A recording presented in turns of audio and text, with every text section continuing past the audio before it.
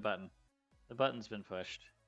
And now I'm going to add something else. Let's add the media source. Is that what this is? No. It is this one. Okay. It is a little icon image. Ha ha ha ha. Logo. SS. Okay, and then I'm gonna get the logo going. The logo's there. Excuse me. Dun, dun, dun, dun, dun. Where is it? No. What? Oh, I'm in the wrong section. That's why I can't find it. There we go. Okay. I'll get rid of that one. I'll move this one to the front. Front and center. There we go. All right. If you can hear me, thanks for coming out. You're welcome. Yeah. Yeah, thank you. Appreciate it. You know, it takes two to make a legal table, so I guess this is a good example for organized play stuff to prove what can be done with two people. So in the case of two people, you have to supply the iconics. Of course, when you're within level range, I am going to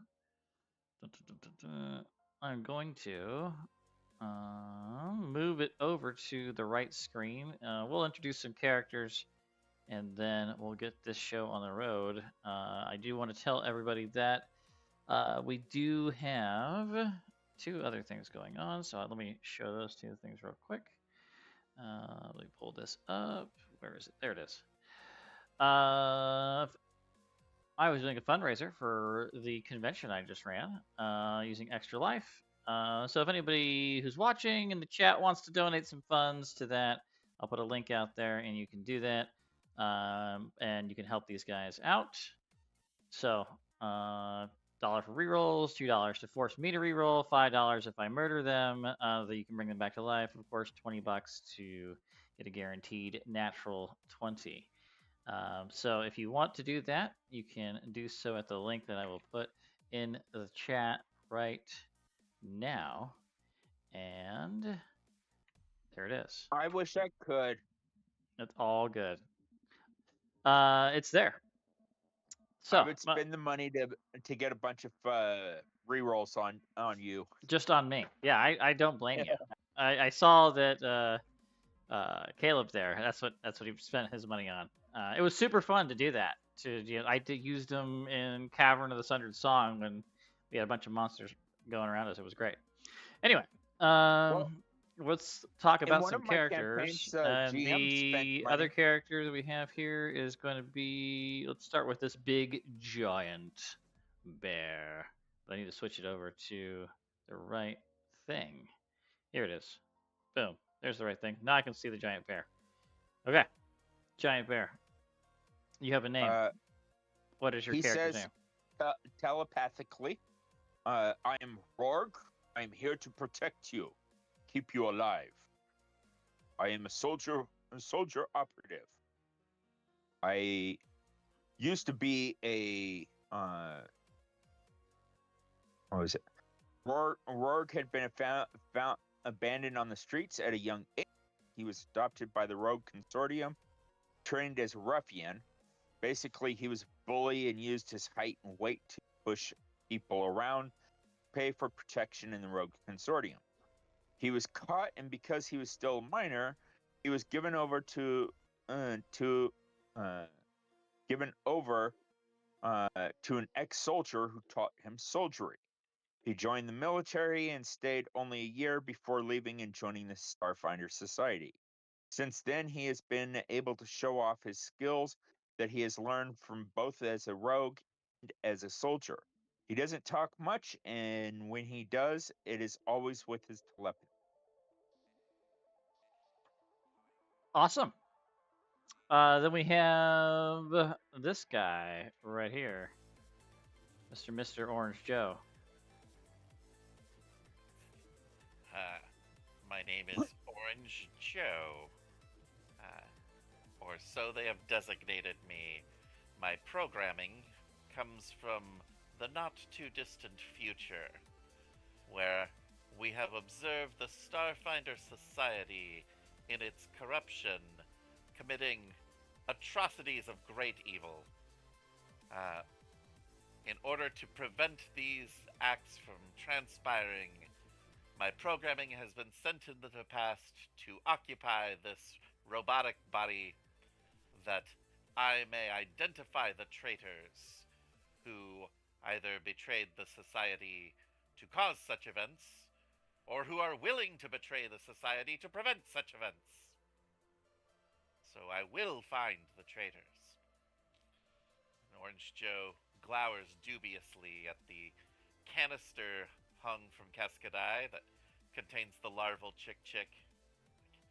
And you, nefarious one, you I know of. Mechanically, Orange Joe is a precog. He has seen the future. And other than that, he's level 1, so he's got a gun. He's level 1 with a gun. Okay. All right. Joining you, because to fill out this party, we need 2 more. Keskadai will be joining you. Keskadai is a mystic. He carries his child with him at all times in a tube, as you can see down here, the green larval tube, because this is in the distant past, of course, before apparently they survive and become maybe useful in the future. Mystic of Keskadai's type is the priest theme, and he's got a healing channel, so he's going to try to keep people alive. So he has the actual healing, whereas Rarg has the proactive anti-healing of just murdering things before they get to that point. But should those efforts fail, Keskadai can step in and do that. Also, he has a few other spells, but not a whole lot at level 1. And next to him, of course, is we have the Akatonian mechanic Yosoki named Quig and his trusty little bot named Scout, the hover drone, who's tech savvy and is going to also be probably right alongside Joe with the shooting things. Both Scout and Quig can shoot things, and so they are going to do that. That is their shtick, to shoot things more often than other people, because they are 2 and you are 1. So that is that. This mission that you guys are going to go on is called, of course, It Rests Beneath. It Rests Beneath takes place on a planet in near space called Vibimus. Vibimus has normal gravity, normal mass, normal diameter. I guess that's what it says. Times 1, times 1, times 1. A day on Vibimus has the same amount of time as a quote-unquote normal day. A 1 day is 1 day, and 1 year is 1 year.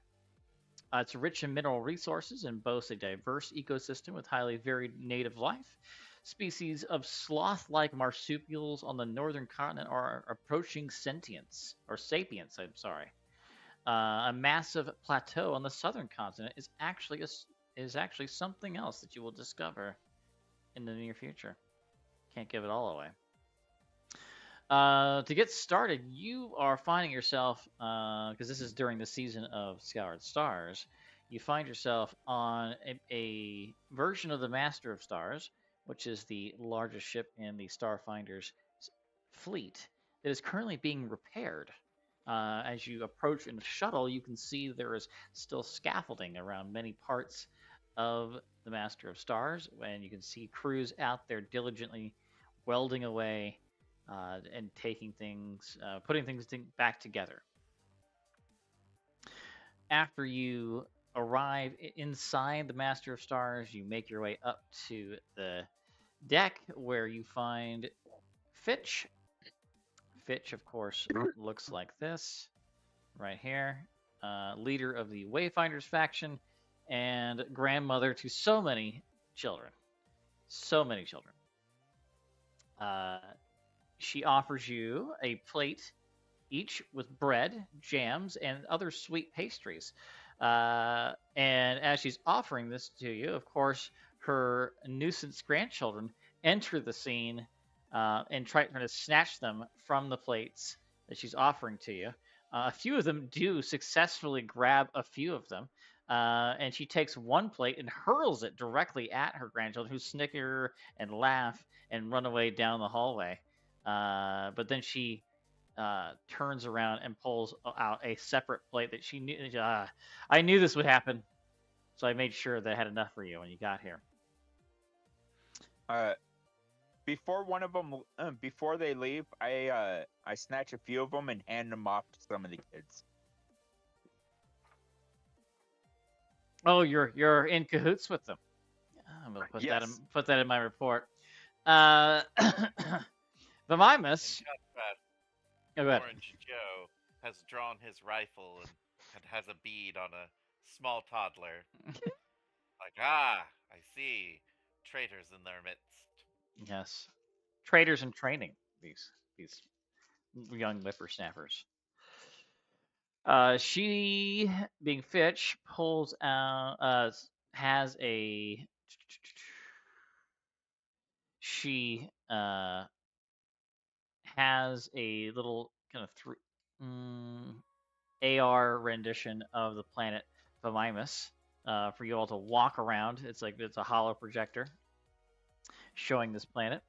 Vamimus, she tells you, is in near space, gesturing to the planetoid projection as she walks around it, nibbling on a pastry. Green, lots of water, bright sunlight, beautiful, if you can go for that sort of thing. Plenty of small animals and plant life, but the most intelligent species is a marsupial no bigger than my kids.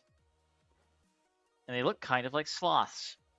I like them, but we're leaving them alone until they advance enough to at least get a language. It could take a while. But there is a research station on the southern continent. The scientist in charge there is Dr. Mora. She's a xenobiologist. She and her people have been checking out the local flora and fauna, and they've just started a geological survey. Belbimus is a research-rich planet. We could do a lot with that, but we need to be careful to do it right. We don't want to make decisions we regret later and disrupt the ecosystem and create problems for ourselves and the locals. Bitch pulls out a data chip from her cheek pouch and waves it around, maybe still dripping with a little bit of jam on it. I was reading this first report from their geological survey, and apparently they've got a weird landmass down there, a plateau hundreds of miles across, covered in a slick gray shell like a giant lobster or something.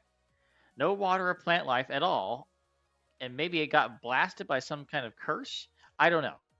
Mora and her people, they don't have the equipment to do a proper survey, so I figured we could give her a hand.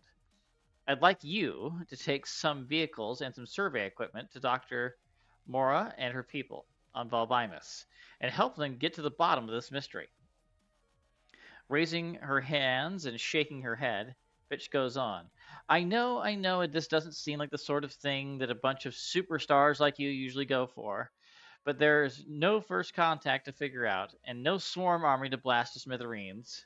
But this is how the hard work of research and science gets done. And besides, if this lifeless plateau is the result of a curse or a magical accident or something, Mora and those scientists will need help and maybe even evacuation. So what do you say? Can I trust you on this one? Of course he says telepathically. Oh, I like that because you're saying it verbally and you're saying it telepathically at the same time, so you both don't know that it's going into her at the same time. Yeah. Orange Joe then gives the side eye to Og, like he didn't confirm it verbally, therefore we don't know if we can trust him. Don't know. Yes. Any questions for Fitch? Rarg, any questions?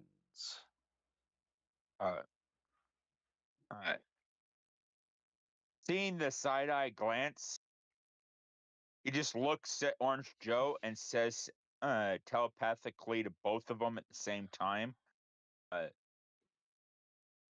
what is it we are looking for? Exactly. Well, probably good places to set up equipment would be my guess. I'm sure they'll be able to give you more information when you get on the ground of where would be best to ensure that they can get a good signal for their scans and whatnot. But that'd be what you're doing. So, providing equipment, setting it up. Nothing you guys haven't done before. Orange Joe, what questions do you have for Fitch? What resistance or enemies can we anticipate encountering? Well, I don't see those sloth-like creatures from the opposite continent going to attack you in any way. So, as far as we know, none. There shouldn't be any resistance out there. There may be some local fauna down there that maybe that we haven't discovered, of course, but you know, The society is prepared for nothing. What do you mean? No, we're prepared for lots of things. Oh, do you mean we don't anticipate anything? Yes, you're just rephrasing my words. I hear you. Yes, I see what you're doing. No, we don't anticipate you'll need anything. I'm not telling you not to bring your guns, though. Always be prepared. I am always prepared. I am always bringing a gun. Well, good. It's a dangerous galaxy out there. Yes. Your ship seems to be infested. Infested? Oh, you mean my grandchildren? Yes, they're everywhere. Hopefully they can be of more use than emptying my plates relatively soon. I also hope they will eventually be useful. Unlike some people's offspring. Side-eye to Keskadai. Keskadai will ignore what you said and will ask Fitch if there's anybody else on the planet besides Dr. Mora and her team. And Fitch responds, well, as far as we know, there's not anyone else on Bambius. So no. Nope. Quig asks technical questions about the equipment that is being set up, and Fitch provides schematics and blueprints and whatnot, which he is thrilled to dive into and figure out, exactly how these things are set up and how they connect together and modifications that maybe could be made and so on and so on. With that, you've got your mission, and you've got a shuttle to get down to Bambius. This word. Vabai. Vabivis. Got it. Nailed it. Man. Okay. I think Van Bemis is kind of like where Bill and Ted are from. Okay. Bill and Ted. Excellent Adventures. Okay. So you have. It's telling me to remind you that if you have any boons you need to slot, now's the time. This has the tags. This has is vehicle, faction wayfinders. So there's no starship combat in this scenario.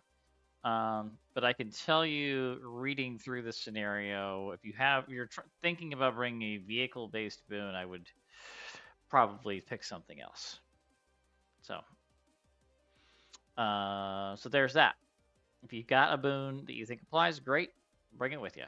If not, don't worry about it. The only significant boon is that Orange Joe is, in fact, a dreamer. Gotta have those. Gotta be dreaming. Okay. Okay, so you get into your shuttle. It takes you 3d6 days. Let's see how many days.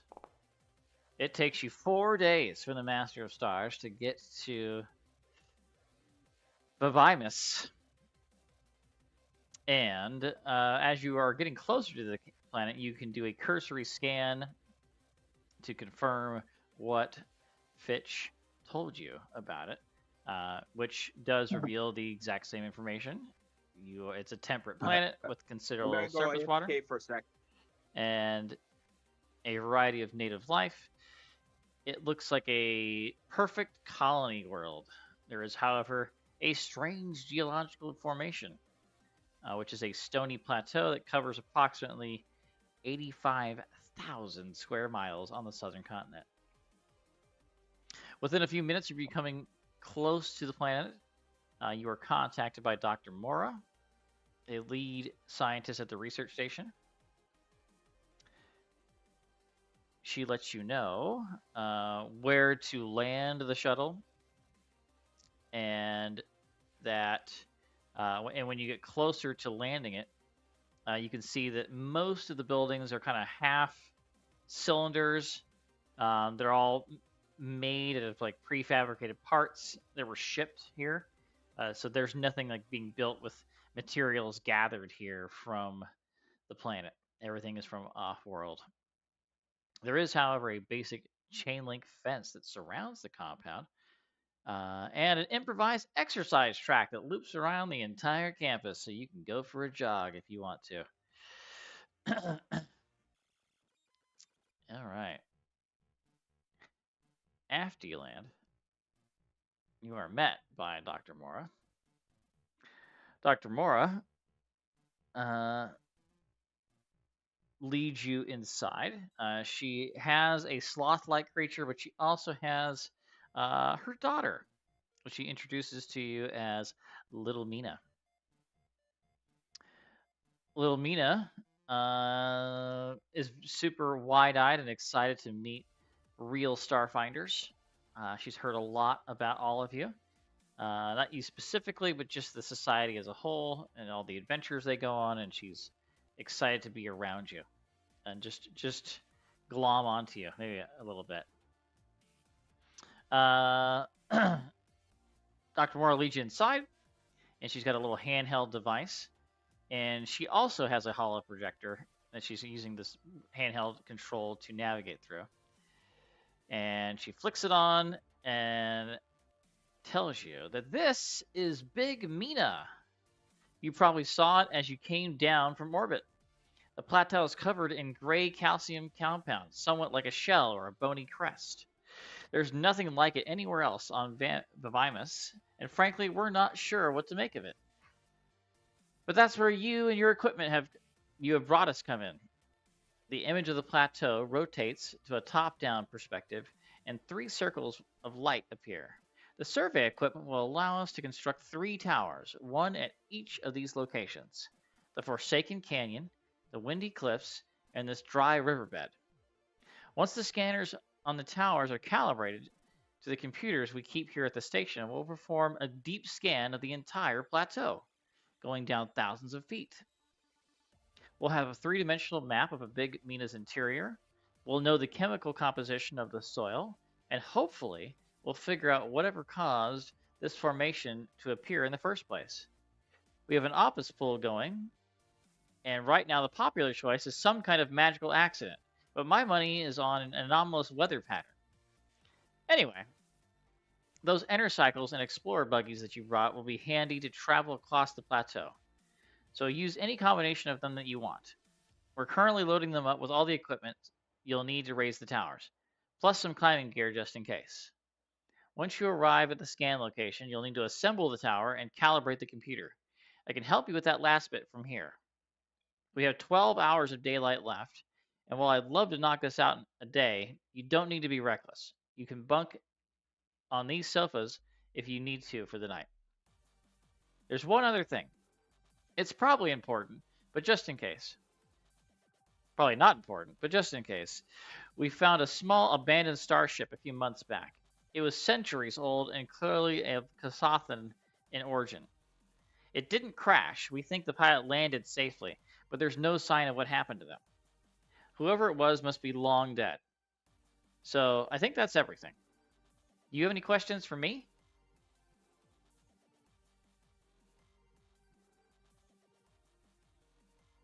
What hostile life forms exist in the area? Well, nothing really. Yeah.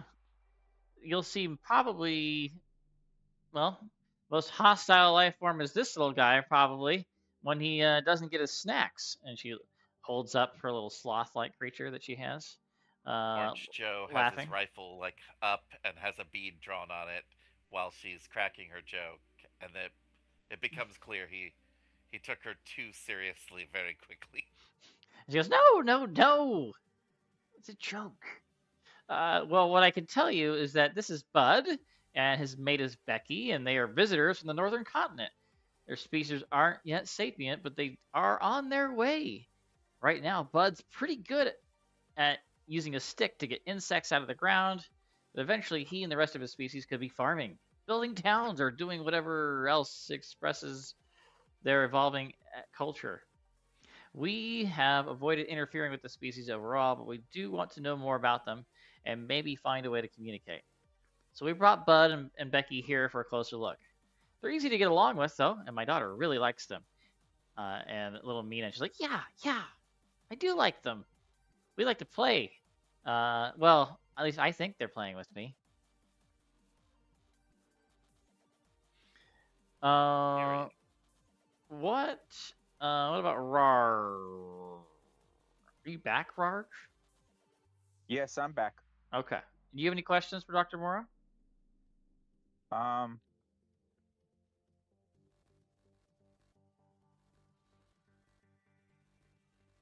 that I can think of. He just shakes his head. Okay. Quig wants to know how far away the sites are from your current location. She tells you that the sites are 60 to 75 miles away from where you currently are right now, and that they're about equal distance from each other. So it doesn't really matter what, which one you go to first. Then Keskadai, he asks about the Kasathan starship, and so wants to know, did you get anything from that? Did you find anything there? She goes, yes, actually, we did. I'd be happy to show you. Maybe you can make more sense of what was going on there, because I have no idea. She takes you into another room that has just like a trunk in it, and she opens it up, and there was let's see here. Let's see what the contents are. There is a set of 3 large gray pearls, some serums of healing, and 2 doses of, let's see here, 0. What is that? 0. Doses of 0. It says there's a 0 knife, 0 pistol, 0 rifles. What is just 0? What is it? I don't know. Doesn't say. Maybe there were 0 doses of 3 instead. 2 doses of 0. Okay. I don't know. Okay. Looking at the 3-4 version, it's like some sort of stimulant. So, I don't know what it is. So Zero yeah, is a stimulant drink, but it doesn't stimulate you enough to provide any benefits. it's like a That's why Coke. it's called zero. It's Yeah, like a plus zero to your everything. it's just like bubbly water. It's It's like grapefruit LaCroix. like a grapefruit LaCroix. Okay. Let's see here. Okay, so now the question becomes for you two. It's not a big question. It's just a question. Do you want to take the inner cycles, or do you want to take the buggy, the exploration buggy? I'm gonna show you. I'm gonna give you the stats for both. I'm gonna put them in a journal real quick. So let's create an entry. We're doing 128. Dun, dun, dun, dun. Add a page. 128. And there we go. Save that. And here are those stats. The exploration buggy has room for 3 passengers and 1 pilot, so that means all 4 of you could easily fit into 1 exploration buggy. The inner cycles, of course, then all 4 of you would have to take your own inner cycle, but they can each only have 1 person on them. Would all 4 of us be able to fit in the exploration buggy? I am large. I think that Fitch, knowing that you're large, would definitely prepare you for a buggy that would fit you all. Because I could take an inner cycle and then they can take the buggy. And sure, whatever you want to do that's fine. Yeah, or maybe you have to hang off the back, you know. Yeah, I'll take the inner cycle. Okay. Since the buggy itself is only a 10 by 10, it does appear that, in my opinion, Rarg would probably not fit with other people. But I do find it just comically hilarious, the idea of him being just as big as the buggy while balanced on a tiny, tiny motorcycle underneath him. Like Krusty the Clown on the tiny little tricycle. Yeah. Hey, there are circus bears that ride around on those little tiny little motorcycles, so It says it's 10 feet long, so it looks like it's actually, maybe your size. So that's fine. Okay, so Rarg is in Team Inner Cycle. So that means that who's gonna drive the buggy? Do you want? I think Quig could drive it. Joe can pilot. Okay. All right. Yep, +8 piloting. +8 to pilot. I'm just curious. What's he got? Oh yeah, actually Quig sucks at this. He's got a +2. Okay. Never mind. Out of the way, traitor. Traitor. All Trying right. to sabotage our assistance endeavor. Okay. Let me just also throw in, also in the handouts, handout 2. Not that this will ever become needed for any reason. Just gonna put that in there, just in case we need it. Okay, so moving on. So Rarg gets on an inner cycle, and Orange Joe, Cascadai, and Quig pile into the buggy. You have 3 locations to go to. So let me do this. This would be a better way to go. Let's do this one. I guess I gotta make it big enough for the giant bear to get in there. Each one's gotta be big enough. There's that one, and we'll do this one. Now I'm gonna move them around a little bit. Line them up with the squares. There. And then there. Okay. So the first location again was the. Oh, where did she say it? Here we go. We have Dry Riverbed was the final location that you mentioned. So Dry Riverbed. We've got the Windy Cliffs. Windy Cliffs. All right. Windy Cliffs. And then we finally have the Forsaken Canyon. Why is it called that? Who knows? That's what it's called. Okay. So I ask you, we'll let Rar pick the first one. Where are you taking? Where are you leading them out? There, Rar. All We'll right, go to Dry Riverbed. Dry Riverbed. Got it. Okay. So I'll move you guys into the Dry Riverbed. Okay.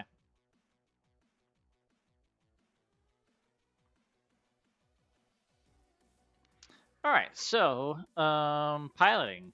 I need both of you two to give me a piloting check as you are driving overland to get to the Dry Riverbed.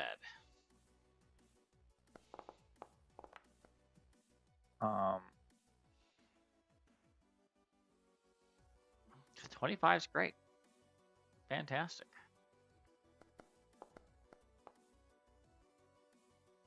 12. How are we dealing with a 12? Okay. All right. With a 12, that's actually the DC you need. So you're good for now. Don't roll lower than a 12. Or it causes problems for you. All right, Dry Riverbed. It takes you a little under an hour to get to the Dry Riverbed. The Dry Riverbed is a long, shallow depression that winds across the plateau in this area. Like the rest of this region, it's entirely covered in gray shell-like substance. The team has labeled it as a dry riverbed, although in fact no one is actually sure if water ever existed here. Okay. You arrive at this location at the top of a ridge. And for no reason in particular, I am going to move you to this map where you're hanging out doing dry riverbed things. And that never, ever leads to a combat. Never. You are tracking it on your maybe your comm data pad, whatever you got, to make sure that you are in the right place. The GPS, and you do see something up ahead of you. It's big and it's kind of green, and uh, it's got some like almost like horns or either tentacle things hanging off of it. It's got these weird arms with these like talons. It's got about 6 limbs. I'm not seeing anything. Oh, I know, because I haven't shown it to you yet. I'm looking at it. Everyone that's watching it on stream, they can see it. But you are gonna set to use your imagination for a second. And so that's what you see as you're approaching the spot. This thing is just hanging out next to it, next to the spot. They just seem to be. Last time I was on the river, I caught a fish that big. Did you know? Did you know? So this creature appears to be minding its own business out here. This crest eater. You can attempt, if you would like to. You may attempt to. Does anyone have life science? Let's ask that question. Does anyone have life science? I'm not trained. No. Well, if you're not trained, I mean that's a no. Only. Yeah. Life science. Anybody? You know, I'm gonna check the guy that likes to give life to other people. Maybe Keskadai's got life science. Let's see. Keskadai, in fact, does have life science, so we will have him You get know, a check. Question for you: Would you allow a life science check untrained to know, Nope. a little bit like what the creature is named? Nope. Nope. It's a train skill. It's just the system. The system says no. But unfortunately, Keskadai does not know what it is. Unfortunately, needed to hit a 16. He did not get a 16, so he does not know. Can you That's a aid if you're untrained? no. You don't really have a way to aid. Yeah, I mean, Yeah. like I could see an argument made for it, like for certain things like engineering. Like I could say I'm holding the flashlight, right, while the guy gets in there and works on the starship, right? That makes sense. I don't know how you could really contribute to identifying a creature, if that's the goal. If you don't know anything about the creature, it doesn't make any sense to me. Let's see. Okay, so unfortunately, you don't know anything about this creature, but it's just hanging out there. It's just, again, minding its own business. Maybe it's snuffling around looking for something. Maybe it's trying to find food. Who knows what it's doing? You can, if somebody wants to, attempt to try to drive off the creature so you can set up your stuff. And you could do so with um, something like survival, or maybe even like an intimidate check. You might be able to scare it off. Um, does anyone have any of those skills? I will attempt to intimidate it. Okay. What about you, Orange Joe? What have you got? The only driving off of it that I would be doing is with it in the buggy. Take it for a ride. All right. Let's see. We got some survival. Okay. Let's see. What about this guy? No. No. Okay. Well, Quig's got some survival. We'll give it a shot. Oof! Wow. Okay.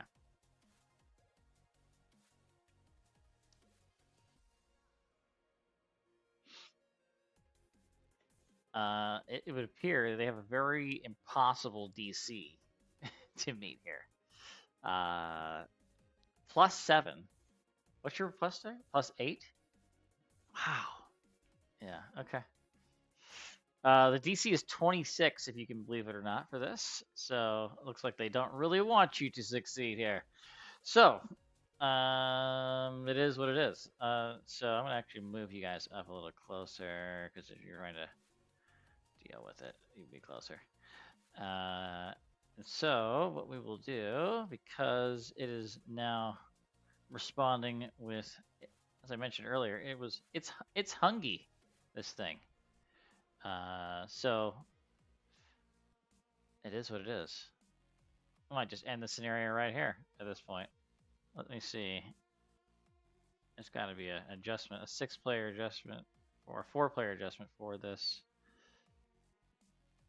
giant creature. Here we go. Got it. They are sickened. He's sickened. Of course he is. He's not having his best day. All right. It says this is an epic difficulty. So go ahead and roll your initiative, and we'll see what happens should you survive this encounter with the Crest Eater.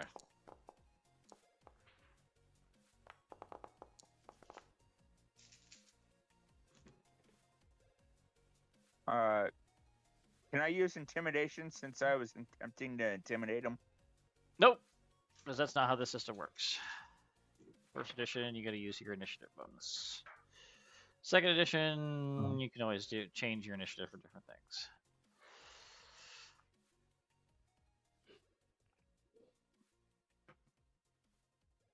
I know I gotta Solarian in another campaign has a +0 to initiative. So I sympathize greatly with that person. It just is what It's it is. not wanting to roll. Are you doing it through the cross swords, a combat encounter? Okay, I'll do that then. The top right. There you go. Look at that. Look at that. I'm glad we got that natural 20 out of the way. Okay, so that would mean that you, Rarg, are up first. What do you do? Can I at least see the map? Are you not? Did I not move you guys over? Did I not activate this thing? Let's see. I can see the map. Oh, you may need to refresh. Yeah, I have you all Alright. there. Refreshing. Okay. But I will tell you in the meantime that you are 55 feet away from this large creature. Quite large creature. If you have anything you can do at range. I'm still getting a black screen.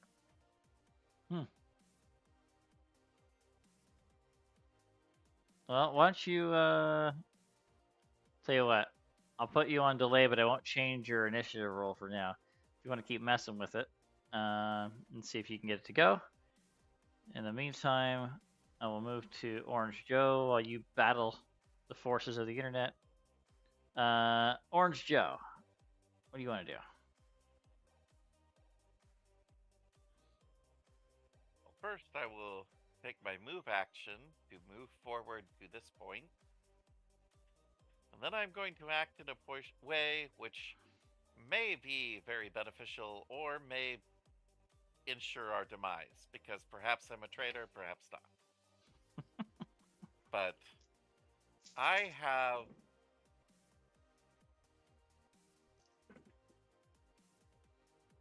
lesser remove condition as a spell to remove the sickened from this crest eater. So I will attempt to make it healthy in a way of calming or placating it. Perhaps the reason it's aggressive is because it's sickened. I see. I like your creative thinking there, and you're willing to sacrifice a spell slot to make it happen. Okay. Let's see It's here. saying my token isn't even on the screen. Oh, that's not true. It is indeed on the screen. I can in fact see you on the screen. Yeah. You're right there in the middle of the screen. I can drag a second token out for you. See if that helps. There you go. Now you have 2 tokens on the board. All right, let's use this remove condition. This spell removes, does not cure the disease, the ongoing effect. Yep, that'll work. That'll do. All right, save DC. Why would they have a save DC? Why would I want to save from that? Wanted to resist having a condition removed. I don't think that makes any sense. Not in this scenario. That doesn't make any sense. Sure. In this situation, it seems as though it would be compliant. I agree. Might be confused, but not against anything. So Easy, girl. Easy. Easy. Let me betray my allies and make you healthy. okay. I'll say with that you can move the meter a little bit. Maybe with the combined knowledge of Quig earlier and then Rarg, making it apparent that that with the shouting and the screaming, that we don't want to hurt you, but we are willing to act with aggression, should we need to. And yes, they will turn and find other places to be, which are not here, of course. I will take that as a viable solution to your problem. Okay. So, without further ado, then, you still can't see the map there, Trace? I'm working at it. Okay. Well, you don't need the map for this part. As long as you can see your character sheet, then you're good. So, Joe gives a dirty look to Chick. You would never have figured that out. Keskadai then says to the whole group, and he's like really saying it to Quake, like, why does he keep yelling at my child? What's this problem? What's this guy's I think deal? I figured out what the problem is. Perfect. So, you need to set up this thing, this thingamabob, this tower, the Tower of Power. Okay. So, to do so, you need to assemble the tower. To assemble the tower, we need an engineering check. Who is good at engineering? I know Quig is, but anybody else? Give me a second. Think I might be. Joe is untrained. Untrained. Oh. He is a rodent, but he does not know anything about robotics. All right. Okay, it looks like you are trained, Rar. You have a +8. Quig has a +10. So he can just automatically aid anybody with it. But getting the +10 kind of feels like it's a better bump to even getting aid. So he's like, if you aided him, it'd be the same as him aiding you. It wouldn't be the same. It'll be a slightly better thing if you aided him. Hey, can you boot me for a second? Kick you out? It's not letting me rejoin. Oh, you know what? I think I figured out why. Let's see. Let's see if I figure this out. Because it's on ISIF. Oh, now. I can't log in. You can't log in? Oh. Yeah, because it's... All right. Well, my character's still logged in. Okay. Sure. Kick you. I just changed it, though, to your other character, Rar. You can always change that, by the way, Foundry feature. Down the bottom left for your characters, you can always click on your name and then change that box that pops open when you join again. You can always reopen that box by doing user configuration by clicking on your name down there and then changing it to the character you want it to be. Anytime. Works in this system, Pathfinder, anything Founder related. It's just a core Foundry feature to change your character. All right. Untrained. So Quig is going to roll with that and see what we get. And so the way this works is it kind of just tracks. It's using this as a way to track the time it takes you to get this done. Yeah, I'm still not able to log in. I don't know. And give it a minute or two. Let it rest for a minute, and yeah. What I'm gonna do is I'm gonna reload my computer, see if that will help. Okay, we'll see you when you get back. Well, I still can listen, so. All right. So I will getting aid, though. Sure. All right, I'll roll for your aid. Let's see what we get. You do successfully aid him, so he gets a +2 to that for a total of 30 to set up this tower. So Rar and Quig get together. Quig is directing you to where to plug things in, where to screw this in, all that kind of stuff. I'm lifting the heavy stuff for him. Sure, that'll work. Eventually, though, you do need to get to the tippy top of the platform and plug in the computer and calibrate that computer, which will be done with a computers check. Do you have computers? You do. What is Quig's? Quig's is, of course, because he's a mechanic and it makes sense. It is better, so I will roll for you to aid him. Maybe you're reading the manual to him as he puts it in. Oh, get just a 10. Perfect. Okay. And then we will roll the computer's check to see if Quig calibrates this computer on the first try. And with a 19 on the die plus the aid, we are good to go.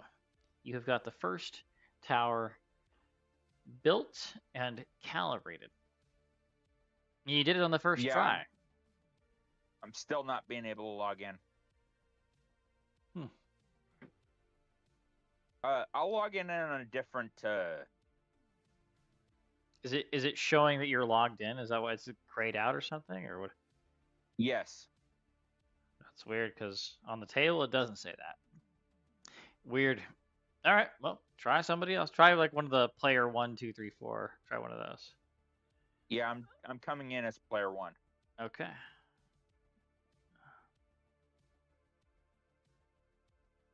All right, it's letting you in.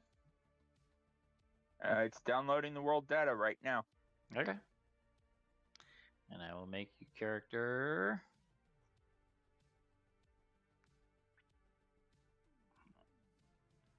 Okay, and I'll do that, and then I'll do that. You are. Oh, that's right. I have to release you from that. Got it. And now I can make you this one. There we go. Okay. So, with this one successfully built and ready to go, you are free to move on to the next area. So I'm going to move us on the map again, back to the main landing.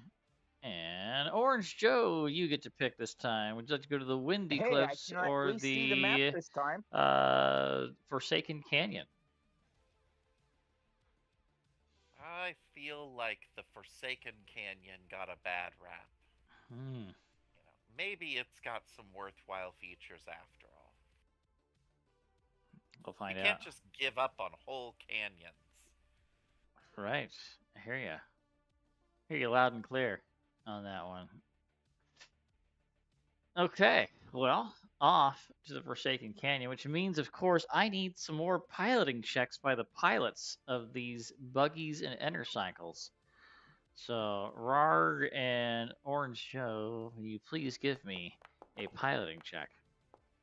All right, here's my piloting check. Really?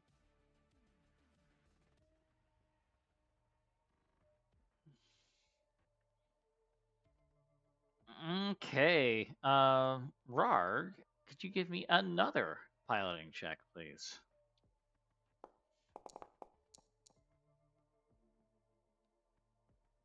Okay.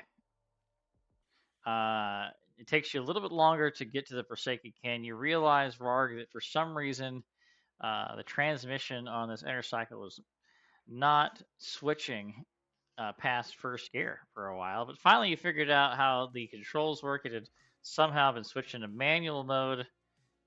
Maybe when you were getting on and off of it, you flicked something. Who knows? But for whatever reason, you finally figured it out. But it delayed you for a while.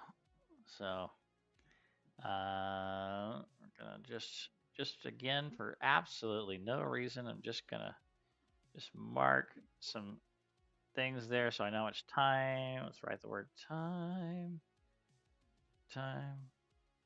Tim time. Okay. Tool time with Tim Taylor. There we go. Tim the Toolman Taylor. Okay.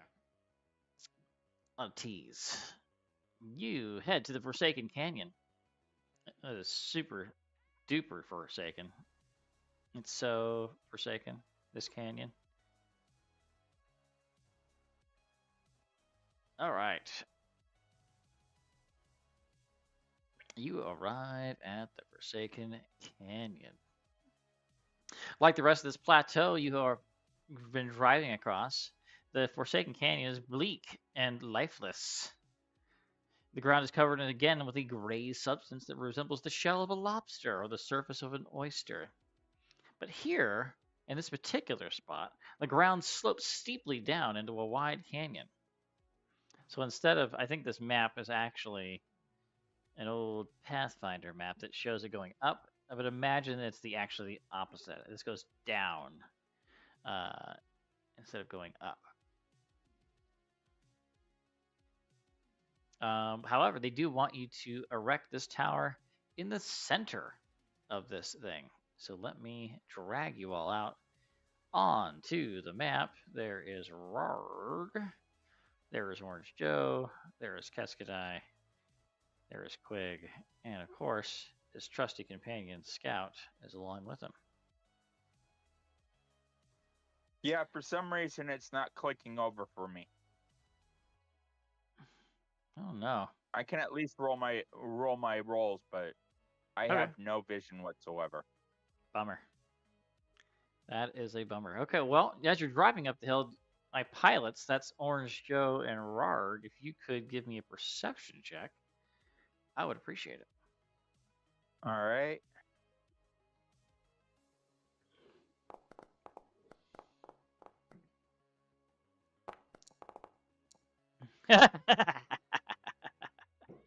Okay. Yeah. Some dust kicks up. It's very difficult to see all of a sudden, randomly. Weird. It gets in both your eyes. I bet you can't drive this winding road with me while both of us have our eyes closed. Yeah, guess not. I can. I'll use my telepathy to listen in on Keskadai. Okay. Like... Well, it's kind of like right now where you can't see anything on the map. It's like you're role playing it, so you're super into it. Yep. I can't see anything. Okay. So you're driving up this hill, and so yeah, you're just driving up a hill. It's fine. There's nothing to see here. And all the subsequent treks that would have got along with that. Hey, I figured it out. That's good. That's good. Vision wasn't enabled. Oh. I forgot about that. I was actually thinking about that earlier. You have vision and must have it, Orange Joe, because you can see everything. Okay, so you get to the top of the hill, and it's time, of course, to put this tower together. So, Rarg, if Quig is requesting your assistance yet again to put the tower together. Keskadai is going to go up on a ridge over here, just look over everything. Joe, what are you going to do while they're putting this tower together? Well, since I have clearly seen everything that could be potentially threatening, I feel it's only appropriate to let my guard down, even for a moment. I see. So I will take this opportunity to unload my rifle. Take it apart and clean it. That seems like the most important thing right now. Yes, take out my battery to make sure it's charged. I'm like looking in the end of it. Yes. Okay. Okay. So Rar, if you could roll engineering to see if you are successful on the aid. See that you're so good at aiding him right now, like the best ever. You're the best assistant Quig has ever had with anything. Look at you, laying it all out nicely. It's like you've done this before, like you just did like an hour ago. So, let's see. Here we go. Let's do that. Okay. And so yeah, it takes you again about like a half hour, and you guys are able to put things together. And again, Quig is going to scramble up to the top and again calibrate that computer. So again, now we'll need you to aid with the computers check, please.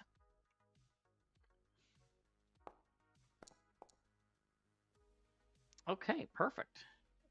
Perfect. What is aid in this? What's the DC? To get just a guarantee, it's like a 10. You only need a 10 to do but it goes up a little bit if you get higher. So it's not. So it's really easy to aid people in this system compared to. I think the DC in Pathfinder Second Edition is 15. This one that starts at 10. So it's always beneficial if you have the skill trained to at least attempt to aid someone if the check calls for it. The other thing that I really like about this system by comparison, is that recall knowledge, again, if you have the skill, is free. It's always free. There's no action economy associated with recall knowledge. So you should always try to do recall knowledge if you have the skill for it every time, especially on monster, to learn something. Everybody at the table should always try it if they have the skill, because it's free action. So okay, so you got a 20. So there we go. Okay. Let's see what we got. That's a natural one. Oh no. He put in the code backwards. That's terrible. Why did you do that, Quig? So it's gonna take you guys longer to do this. Let's see. I'm just gonna assume that you keep aiding him. Maybe you yell at him a little bit. You roar at him, rarg, maybe, until he finally. This way, I just in case. Okay, there you go. Okay. I may not be able to aid him. So Yeah. Okay, so yeah, you guys do calibrate the computer. Orange Joe, can you give me another perception check, please?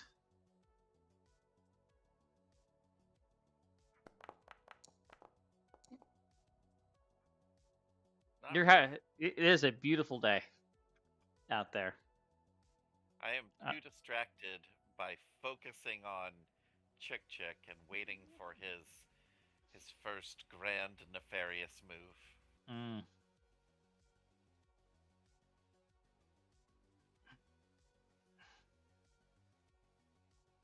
Okay, I'm gonna put this right there. Okay, so these rings that I'm putting out here, this is gonna be. Let's see here. This is gonna be plus. Is it 30? Yeah, plus 30. It's gonna be plus 15. This is to like scramble up and down the tower, and so you guys are hanging out here. Rarg and Quig have been shouting back and forth at each other, trying to get this computer calibrated. It didn't go as smoothly as the first time. well, no, it's Quig is yelling back at Rorg, and Rorg is yelling at him telepathically. Yeah. So, you're saying that the rest of you only hear Quig. Yelling at each other. Yeah. Yeah, to Keskadai, it sounds like you're yelling at each other, especially because he speaks telepathically as well. So maybe Orange Joe is the only one that's only hearing Quig. It's like to Orange Joe, it's like a phone conversation, like you're in like a public place, and you just hear the side of the conversation of the person screaming into the phone, and you don't hear the other side of it, But for Keskadai, he's hearing both sides. No problem. Okay, so you know what? I haven't been rolling for Keskadai. Let's see if Keskadai notices anything. Let's give him a chance to notice something. The other two are obviously distracted working on this thing. Nope, Keskadai again does not see anything. So it is what it is. No one sees this coming. Until it's too late. But what I'll need all of you to do is, if you could all, please, roll for initiative. Scout, you don't get to roll for initiative. Get out of there. Because I'm going to add some creatures to this. And we are going to...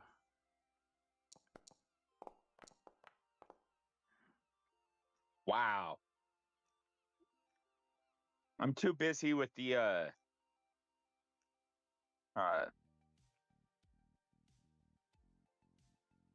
yelling at Quig. I'm sitting in the back with fucking the zombies. Playing dice.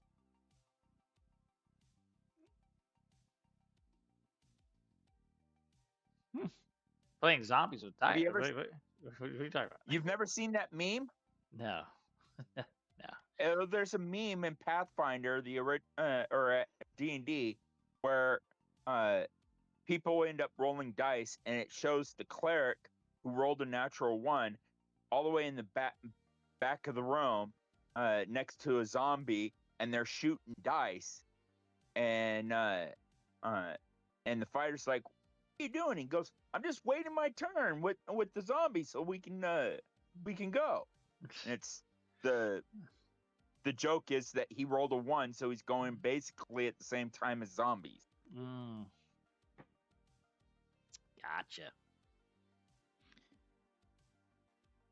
Gotcha. All right. Well, these creatures. The first one you see flies in. It's making a beeline straight for Quig. Flying through the air. That is its turn. This is what it looks like. This creature right here. Keskadai is up first after that, and sees this creature. He's going to cast something.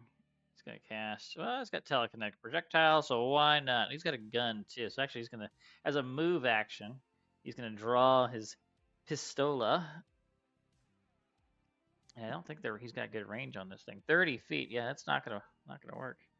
What about the spell? The spell has, less range. Okay, so the pistol is gonna be the way to go. Okay. I think the pistol actually does technically, potentially, 1 more point of damage, so.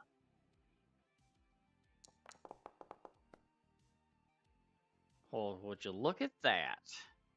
That's a Keskadai's a sharp shot.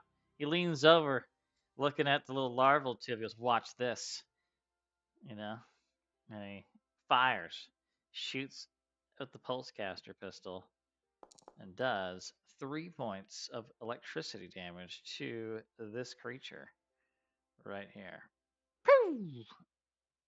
It gets him right in the wing, and it starts to twirl around a little bit, but it's still flapping right in Quig's face. Next one. There's another one. But wait, there's more. This one flies down. It's right down into Rarg's face. And because uplifted bears don't get reach, doesn't trigger any attacks opportunity. And he's going to get you with his proboscis.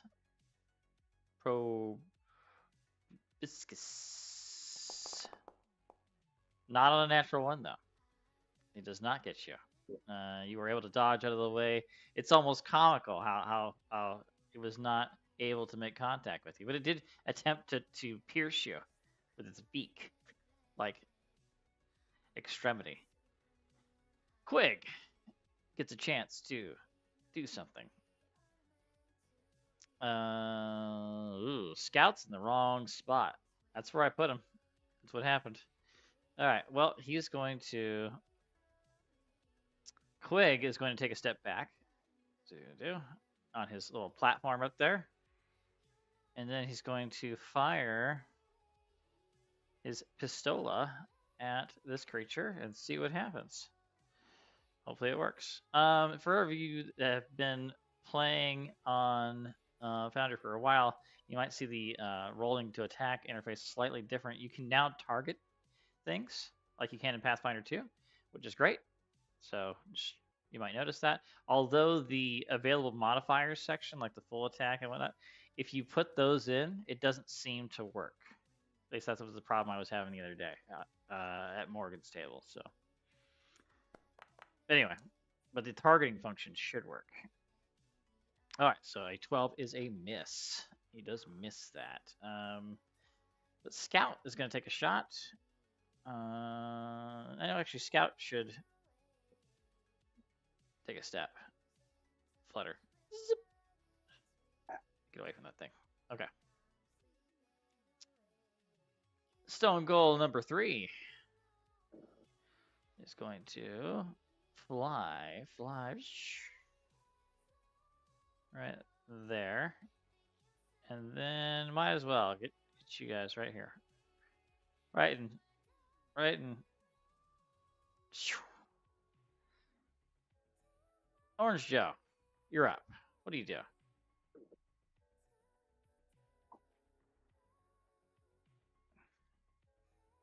I will begin with a guarded step backward.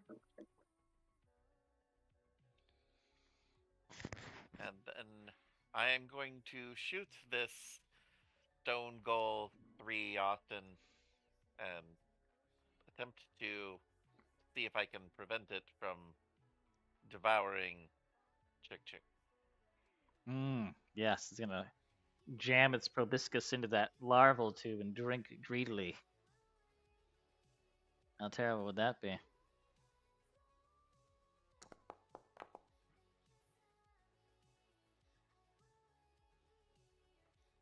A 17. Yeah. Look at that. Look at that instant feedback it just gives you. Tells you it hits. I love it. 7 fire damage. That's a lot of damage. Ugh. You have badly injured my creature. How dare you? All right. Destroy it, traitor. Traitor. Roar! What do you do? Rarg will attempt to do a trick attack.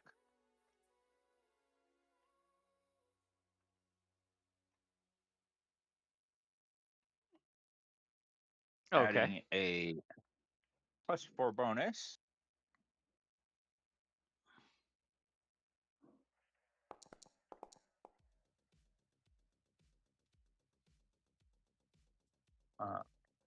I am pretty confident that hits. With the is this the yes, you intimidate. Okay, cool.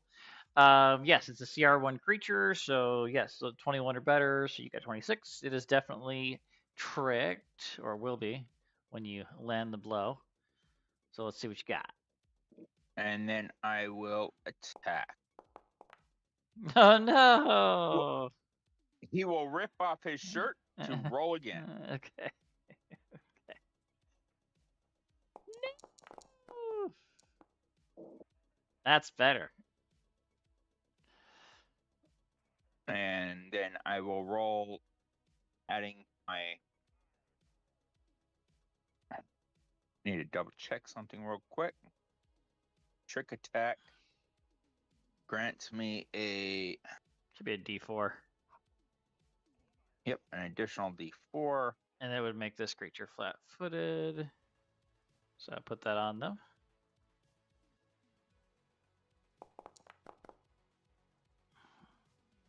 Okay.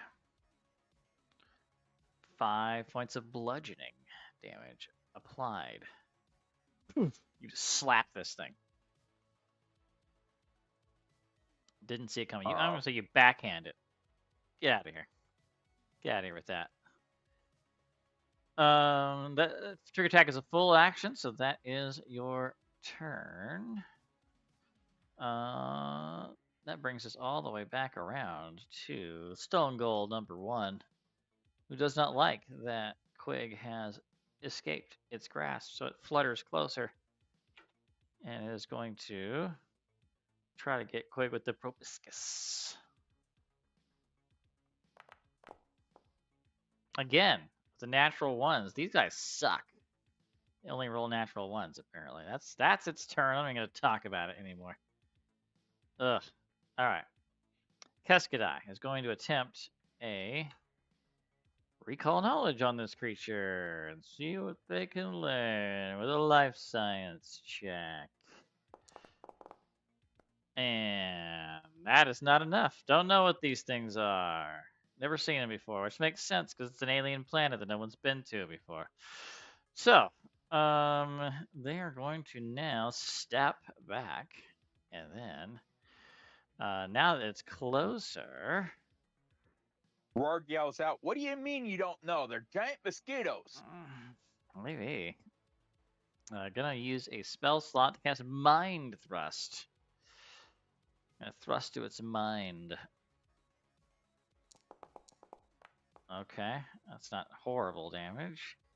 Now this guy's gonna roll a will save. See how he does. And he fails the will save, meaning he takes full damage, and it dies. It has like this rocky exterior, or like the shell-like exterior that cracks around where its head is. Blood pours out of it, and it just hits the ground, like face first, and it flops dead. That brings us to Stone Gold number 2. He was going to try to use a full attack and get you with the proboscis there, big guy. I'm going to try to see if this checkbox works. Oh, it's working today. Look at that. Okay, did it apply it correctly? Kind of did. It's not telling me I hit. Okay, interesting. All right, but a 17 is enough to hit you. Okay, full attack. Gonna go with the next one. Another natural 1. Okay. I want to refresh my table with all those natural 1s. Or it means I'm just building up for a crit here pretty soon. All right, so Rarg, you're going to take 3 points of piercing damage to your furry exterior as this thing jabs its proboscis into your flesh and starts to drink your blood.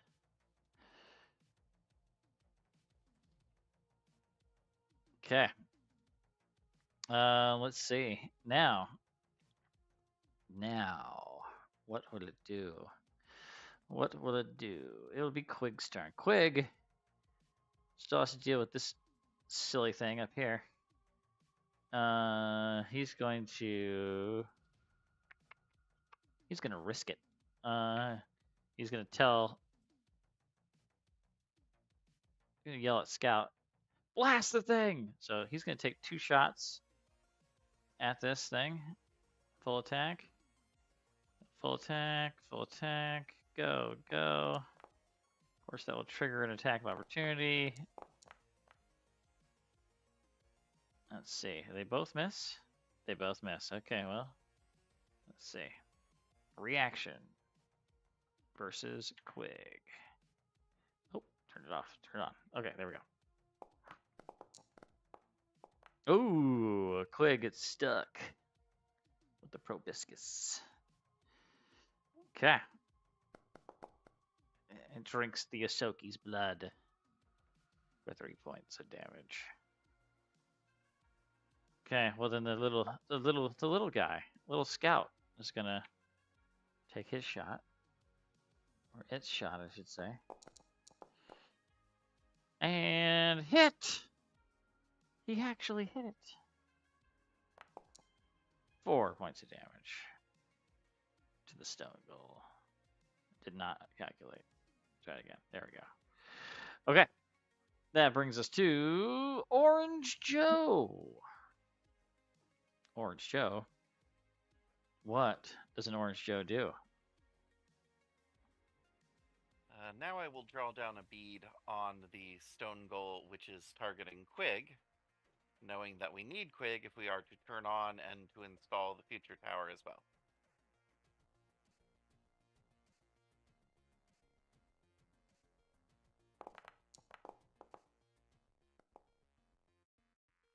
Yeah.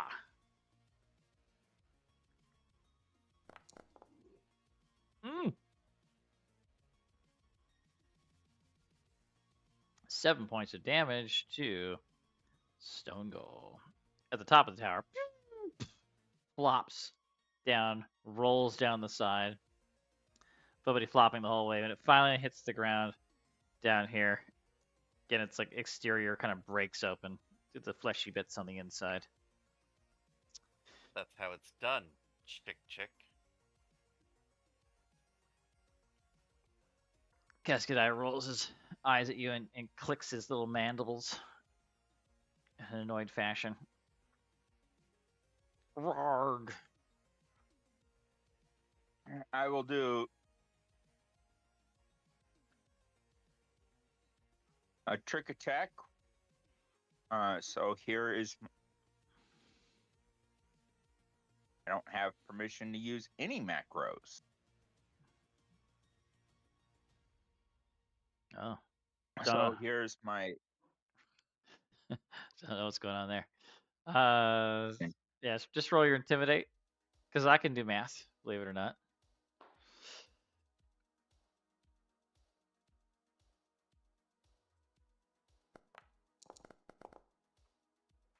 They are tricked.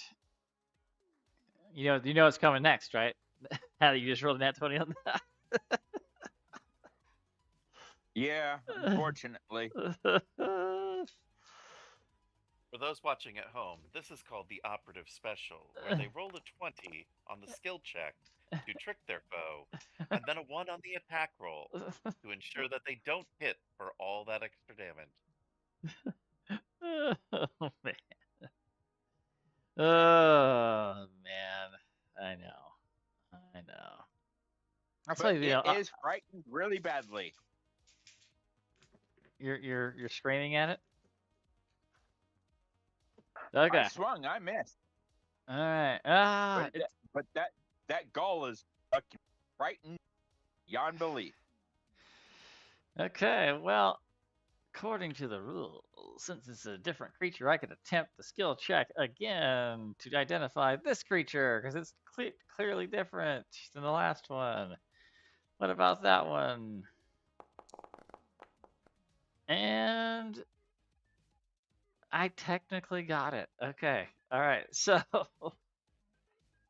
this is a stone goal. A stone goal in this case right now with being flat-footed.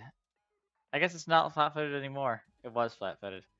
Because the attack has to land for it to still be flat-footed. But it is frightened. Sure. Big scary bear. Rawr.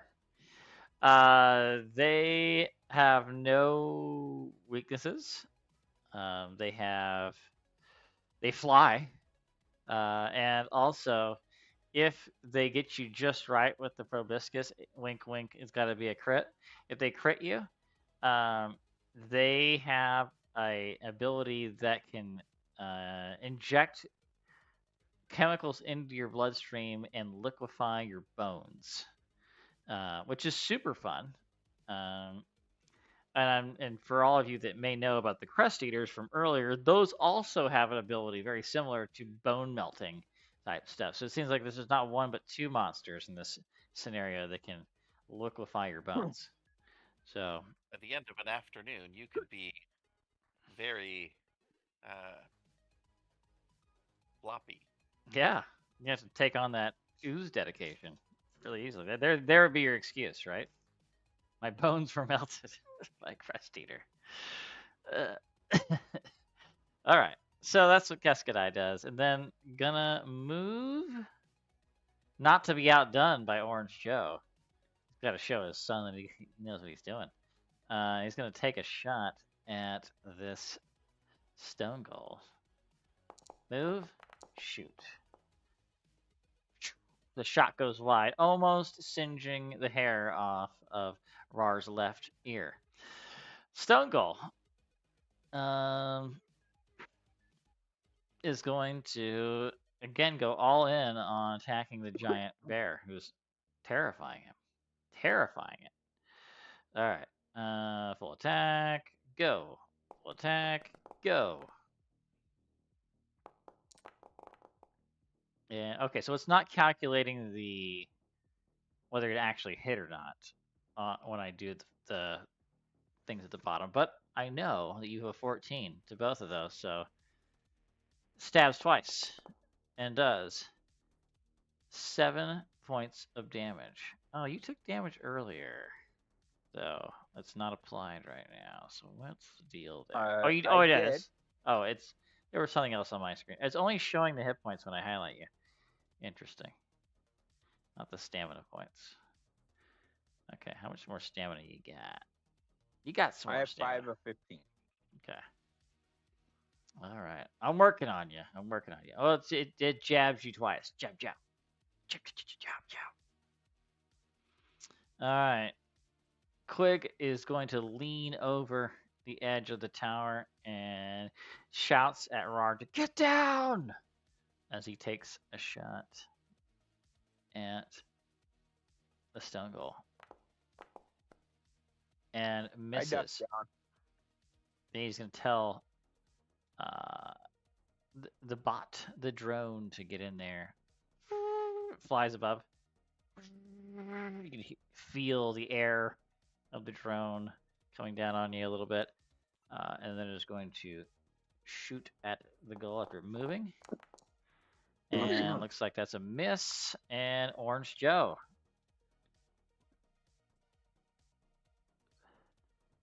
Well, Orange Joe's gonna draw a bead and go for the hat trick.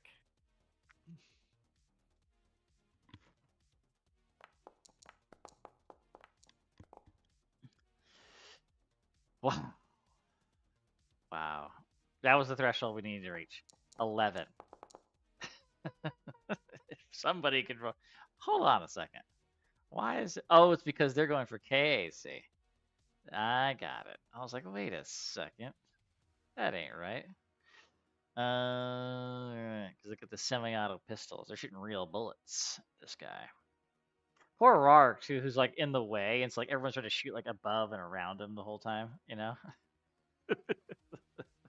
Makes sense why no one can land a shot. I'll fire through you. I'll fire right through you. Alright. Alright. Well, with that, the last Stone Gull goes down.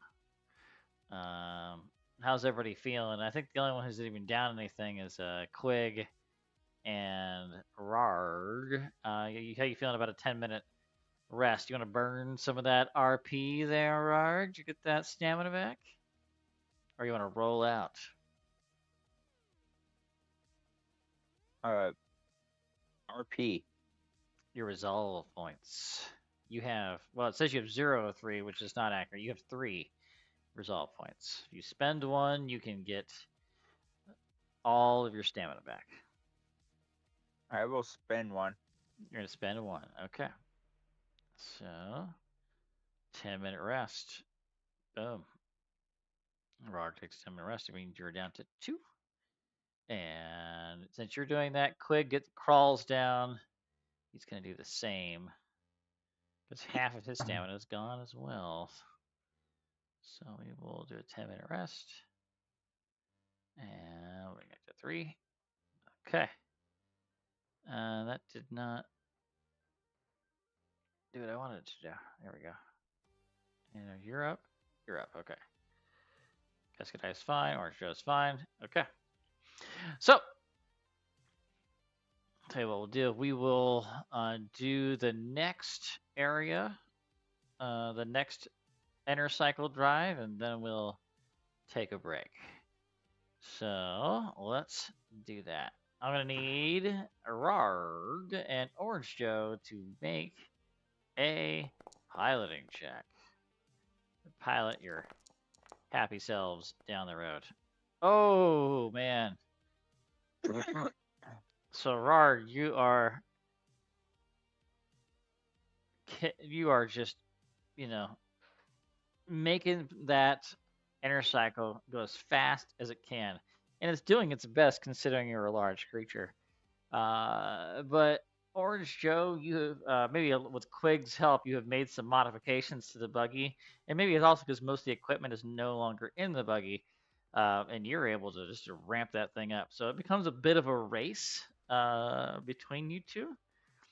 And every time that Rog thinks he's getting ahead, you like hit some hill or jump or something and get ahead of Rog, and then he builds up the speed again and over again. But eventually, uh, Rog doesn't know where you are, and then but proceeds to the location, and you guys are already there unpacking things as Rog finally shows up about 2 minutes after you arrived. But you make it look like you've been there for like 10, 15 minutes. No, what do you mean? What took you so long? I decided to sightsee. Oh, okay, all right, sure. Wait, we got And this here's tower my deal. bluff for that. Oh, I thought you were gonna get that 20. Yeah. It's all over your face. They totally know you weren't sightseeing. Pouring with sweat. You're trying to get there quickly, but you did not get there quickly. That's okay. That's all right. It was all in good fun. Okay, so let's go ahead and that, and we'll do one of those. Yes, we are moving on to the cliffs. Right there, and right there. All right, the Windy Cliffs.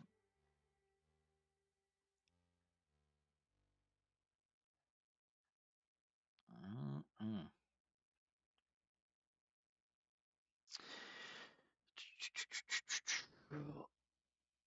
You get to the Windy Cliffs, and at this location, there are these strange uniform depressions.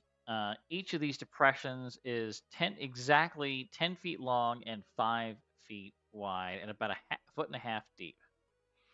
And they are scattered at intervals throughout this strange geological feature. And then in some places where there's not these like depressions, there's like a mound, which is almost identical in size, and they're kind of like alternating back and forth. And it seems to go on for, at least where you're currently standing, it seems to go on for the whole length of your vision in almost all directions. It's very different from wherever else you've been, but it still has that carapace shell oyster texture to all of them. And so that is just something that you notice. Let me look at you real quick. You don't have the thing I'm looking for. Okay. All right. But it's time to get to work, is what it is. You have got to set up this tower. So just like before, you guys are getting the same equipment out.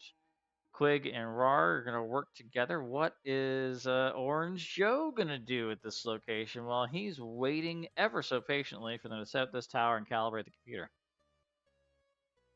Orange Joe is going to subtly continue harassing Cascadai's larval infant child.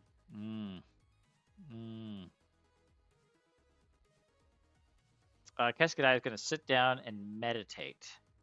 And you can only imagine the interior conversation that Cascadai and Chick are having back and forth. But it's probably something about ignoring the blatherings of fools that surround you and staying on mission.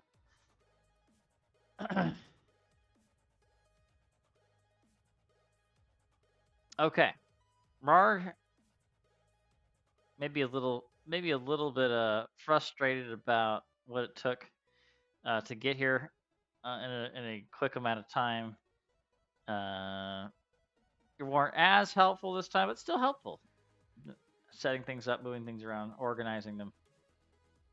Mr. Quig is going to get to work doing the fine tuning. And we're good there. Then again, like all the other times, Quig is going to scramble up to the top and get to work on calibrating that computer, with Rarg reading the codes back and forth to him. Let's see that computer's check.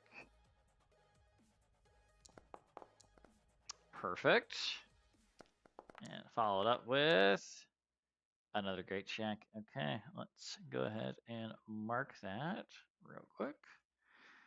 I need to do this one. Okay. All right. Well,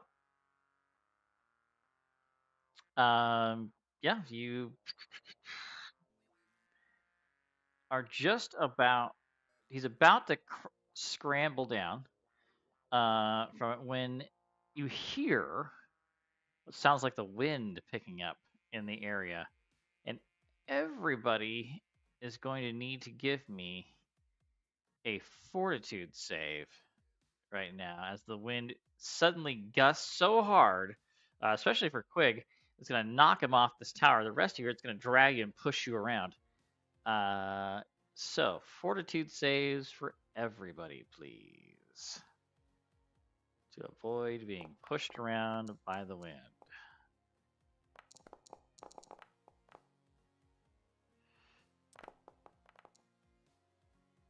Okay. Oh, this is so delicious. Okay, so Quig and Can I do an Orange. acrobatics check to try to catch them, Nope. or some other type of skill? You're over there trying to make sure that you don't fall. That's what you're working on right now. I Quig, wouldn't care if I fall. you might. So Quig, he gets knocked off the tower, comes tumbling down.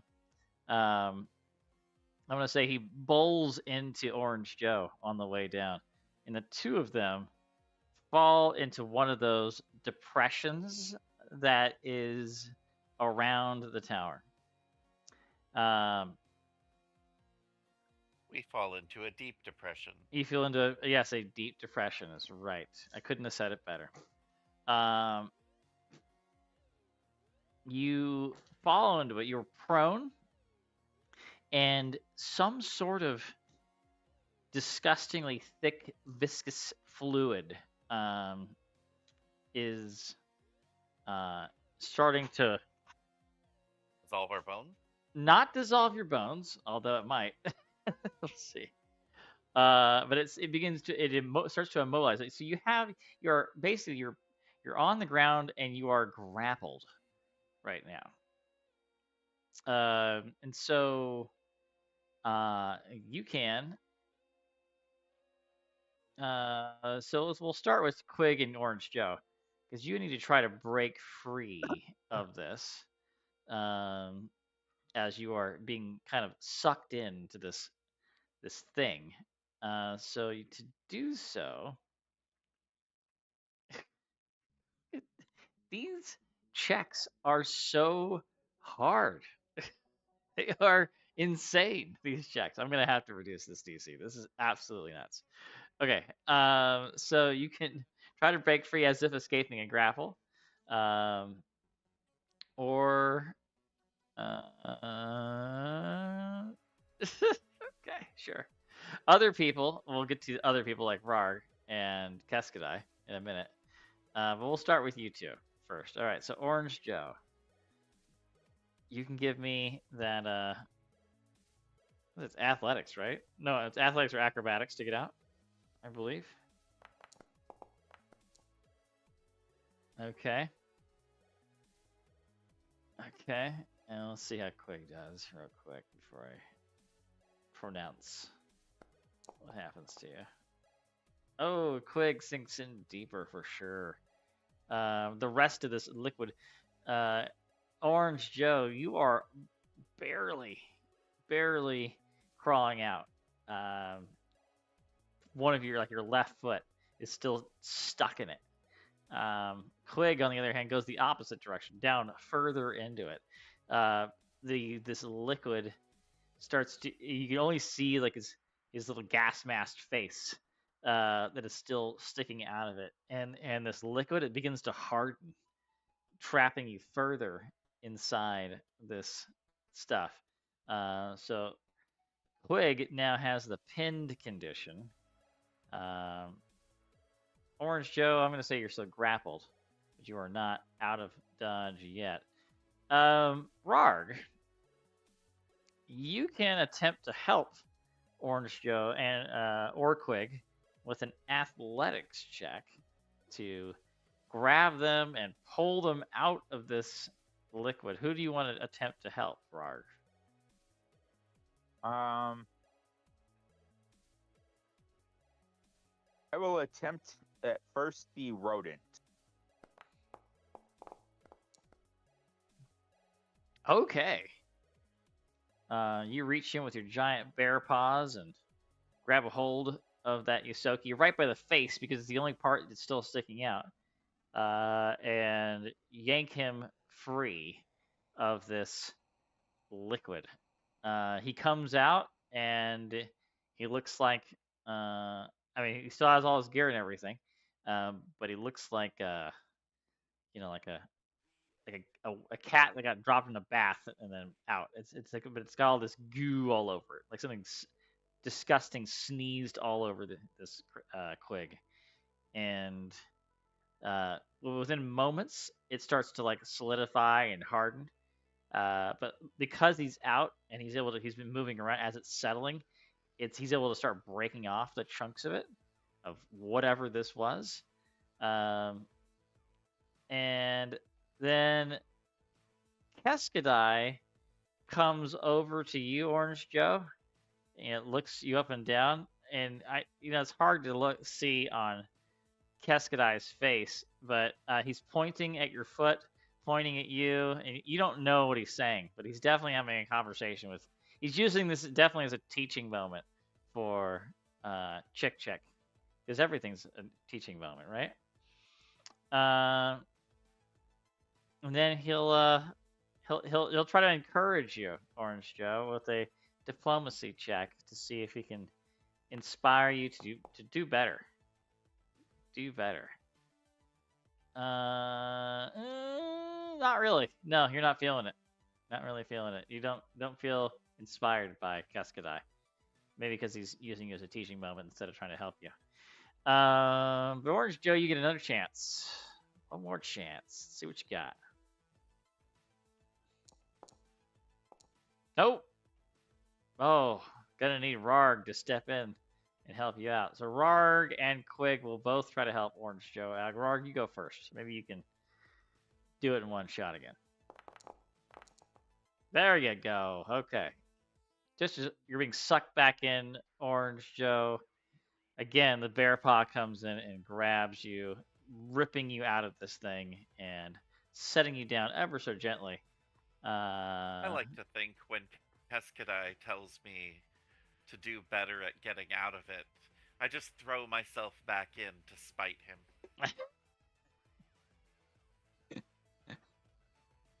You see, Chick, there's just some people you just can't help. Despite everything you try to do. Okay. I did adjust the DC, but the original DC they wanted you to pass was 26, which is insane for a level 1 encounter. So, yeah. Also, to spot it, to see it is also 26. So that means for most of you, would need like a 19 on the die to see it. had you decided to really just dive all the way in, eventually you would have become pinned and trapped in there, and your body would have been dissolved over the course of several weeks. So, I guess, yes, dissolving your flesh and bones is the theme of this scenario. What I'm going to do now is, since you have set up all of the tower equipment, it's time to head back to the research station and talk to Dr. Mora and figure out what's going on with all this stuff. So, before we do that, though, I'm going to take a quick break. So, refill your water or whatever else you're sipping on and use the restroom, maybe get a snack. Let's come back in. It says here it's 6:17, so let's say 30 after. So that gives us 13 minutes to go. A nice round number. So I'll see you all in 13 minutes.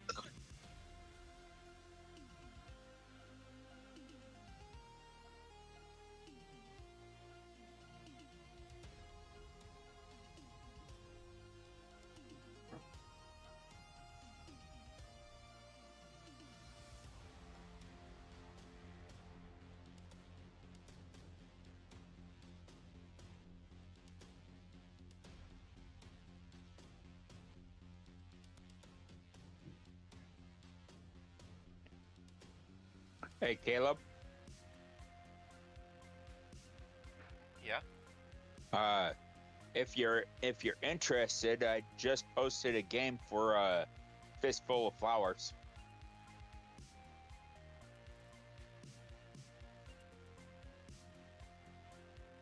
I'll look it up, see what it is versus my schedule. It's it'll be for February 9th, the Monday, at 6 o'clock.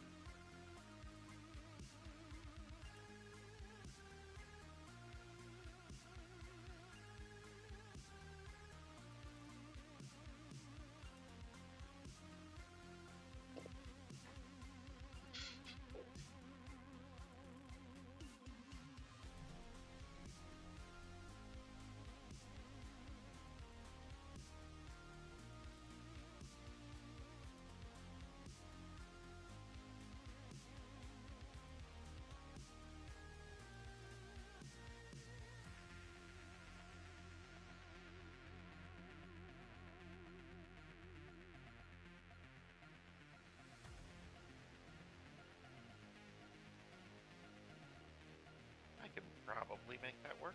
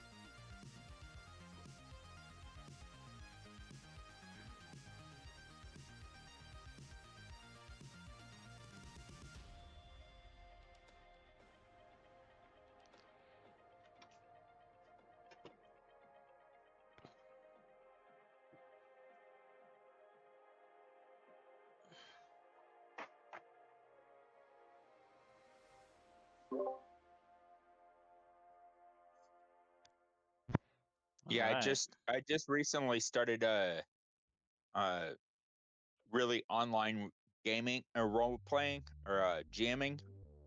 I just started in December, and I ended up getting my first glyph on Wednesday. Congratulations. Yeah, I did 9 in a month. That's pretty intense scheduling. I agree. Oh, that's also for you, Balor, too, if you're interested. What's up? A just got back. fistful of flowers. Oh yeah. That was the first one I ever ran at a convention. Was that?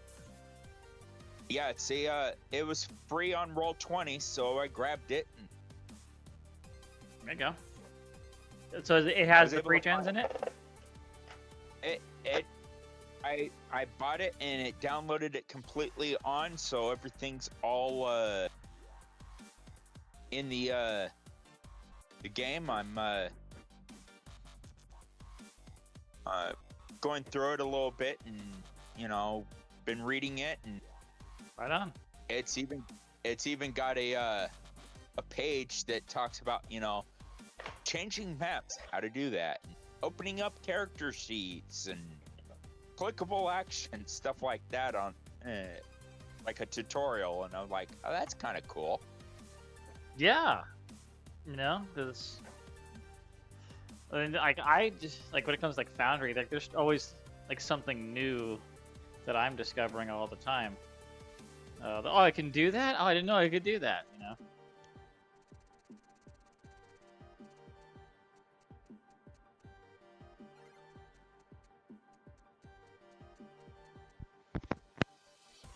All right. Yeah, it calls for four third level Leshy characters. So, like, you know what? I run that. I ran Gorge of Sheer Leaf, did a pretty good job with that. I think I can handle a 3rd level campaign versus a 10th level. Yeah, I know that one got a lot of complaints from people. What, a fistful of flowers? No, Scourge of Shirley. Huh. But I liked it when I played it, and I ran it, and it went pretty good. Matt Hippie played in that one as well. So I don't know. I haven't even read it. Haven't played it. So I've done most of the free RPG stuff, just not that one. So I did like I really like the toy one though. That one was fun. which one's that one? The Great Toy Heist. Ah, Were you saying something, Caleb? Oh, I was just echoing that I also had not played it. Mm.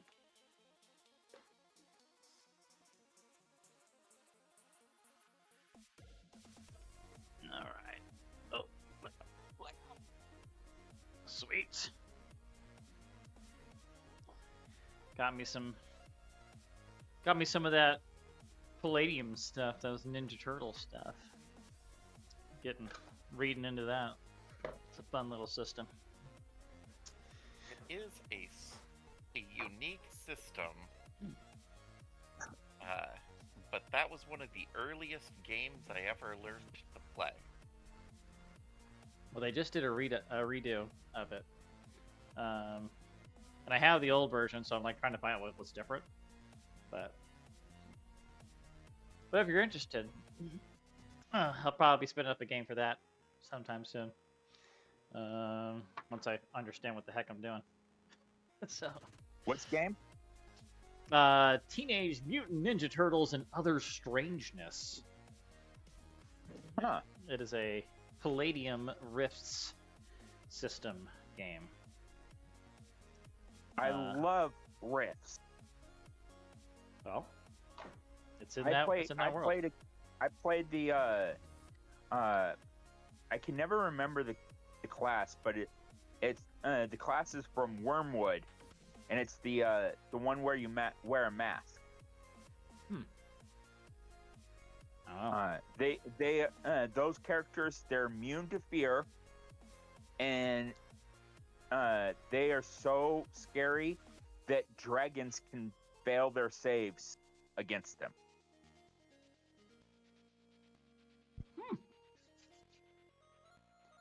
Yeah, it's got a pretty wide catalog of stuff, so all sorts of different things.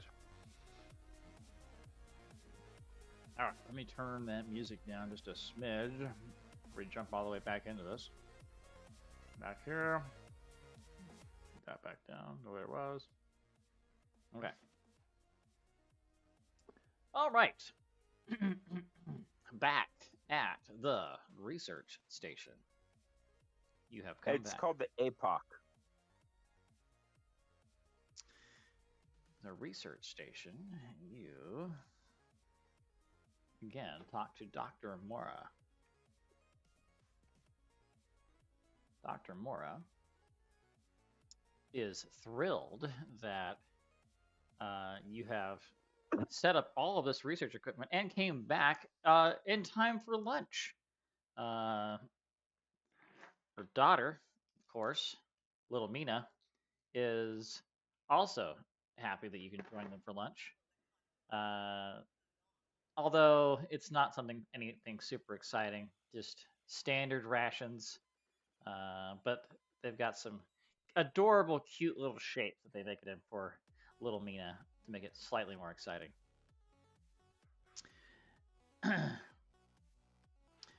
After lunch, Dr. Mora wants to, well, do exactly what you set up the equipment for.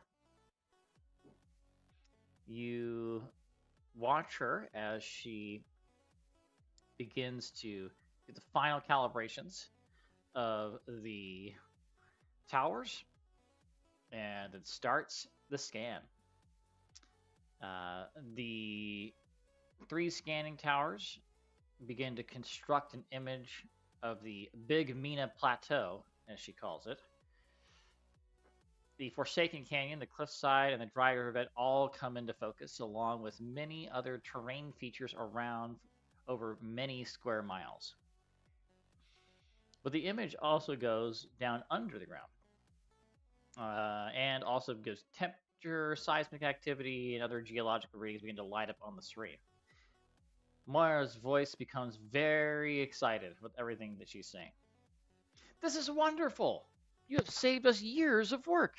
I can't believe these readings. Wait, what? Is that right? That doesn't make any sense. These tunnels look like some sort of respiration network?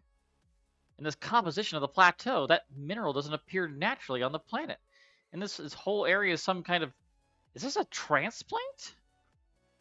Mira audibly consults with several puzzled scientists in the background. The scan concludes, showing deep below the surface of the planet where a network of narrow tunnels come together to form a large chamber with a crystalline object. Moira's face appears really bewildered, with a little bit of excitement. According to these readings, that crystal is giving off an incredible amount of heat. And all those tunnels we found, they're like the one at the dry riverbed where you put up one of those towers, they converge at this spot. Starfinders, I can't believe I'm saying this, but I think the entire plateau is one enormous living creature that migrated here from another world. I think it's alive. There's a lot of different reactions in the room to this. One person is pointing out that nobody guessed this, so they don't owe you any money, owe anyone any money, because no one won the bet, so they're taking their money back. How does Rarg react to this news?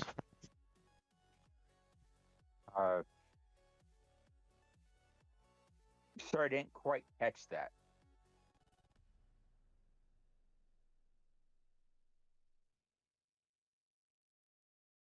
She said what? Well, we'll pass it to Orange Joe. Orange Joe can help you out. How do you react? Orange Joe is gonna take this totally deadpan, like it's to be expected. Like, this entire ecosystem has been trying to devour our bones all day. Therefore, it stands to reason that it would be alive. Were you truly unprepared for this development?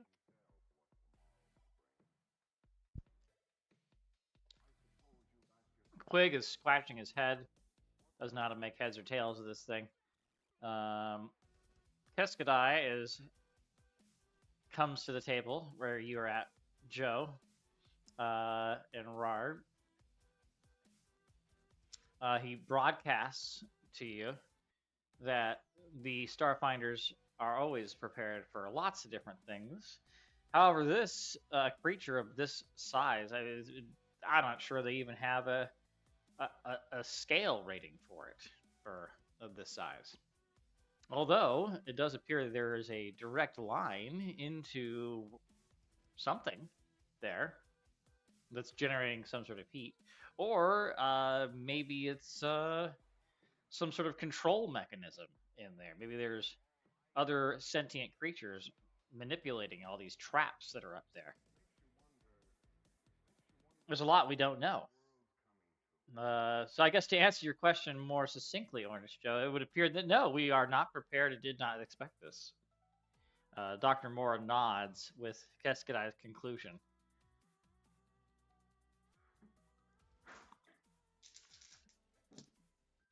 And I cast a gaze directly at the larval infant in the jar. I knew you would let us down.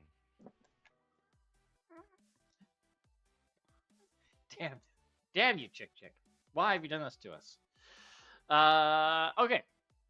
So, Mora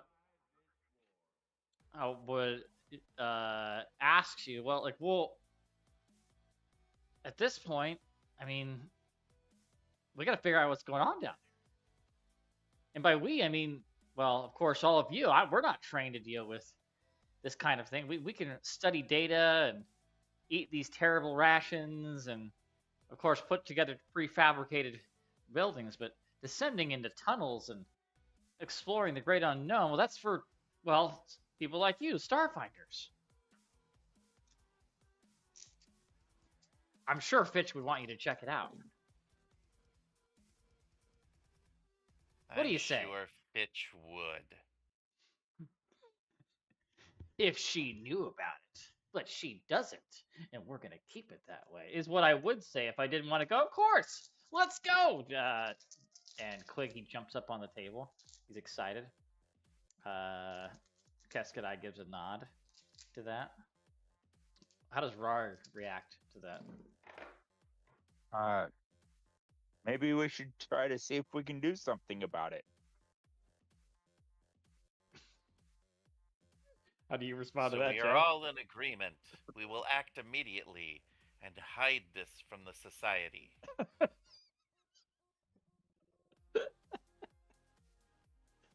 Keskadai and Quig, they head out to the buggy and they wait patiently for Joe to pilot them back to the riverbed so they can descend into the tunnels. Maybe I feel like Quig would stop, though, take his mask off, maybe have a cigarette out there. Hopefully out of sight of little Mina. He's having a rough day.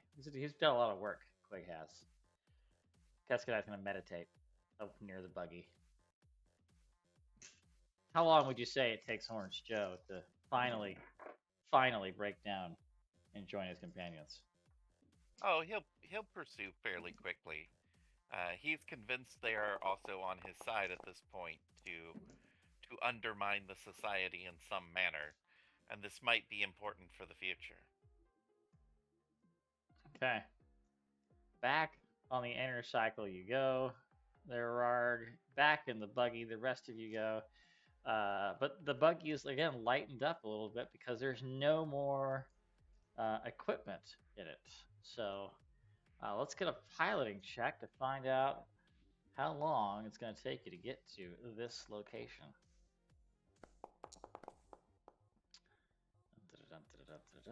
Orange Joe, you are. I mean, you've already been to the dry riverbed. You know exactly where to go. It's not a problem. And you just follow the same path you went before. What about Rarg? I rolled a 19. Oh, I see it now. Got it. Well, you follow closely behind, bringing up the rear. No problems there. It is uneventful, much to the GM's dismay. Okay. We'll be right back at the dry riverbed. So I will, for reasons, just to make it slightly different than it was before. We're back at the dry riverbed. And you find the entrance to this tunnel that Morris spoke of. But also nearby, before you even get into the tunnel, you find a ship parked there. It's old, it's dusty, and you can, check out the ship, see what's going on with that ship. If you want to, or you could totally ignore it, because clearly it's a trap set there by me to get you to do that. So let's take a vote. Let's see here. Quig and Keskadai are going to they're going to stay out of this vote. What does Rar say? You want to look at the ship or just descend into the tunnel? I said let's look at the ship first. Joe?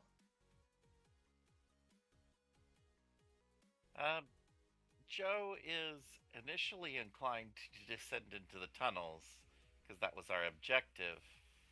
But Joe's a team player. Rarg has been forthright about his interest in either supporting or betraying the Starfinder Society. Either one, valid options. So Joe will rally behind his large friend. Okay. Okay. So, um, you take a look at the ship.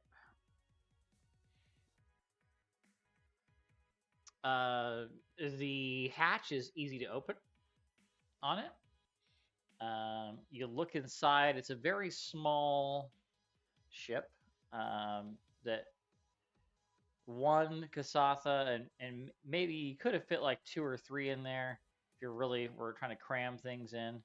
It would have been very uncomfortable for a group of 3, but for one, it wouldn't have been too bad. It looks like it's been picked over mostly by the research team. And you also find some evidence of what appears to be shells, eggshells in there. Which you would discover later by confirming this is that these eggshells at one point hatched, and they are the shells of crest eaters. It looks like there were at least a handful of them, of crest eaters. That would have been presumably babies that hatched here. It looks like that maybe they hatched during the flight. There's a photo up on the wall, an old actual photo of a Kasatha and 3 crest eaters, and they're all like snuggling together, like a selfie picture. It's adorable. But that's what you see. Other than that, there's not a whole lot in this ship. But you at least have an idea that yes, it was a Kasatha, and then you maybe have an idea like where those crest eaters came from initially, that they're not native to this planet, but yet they live here.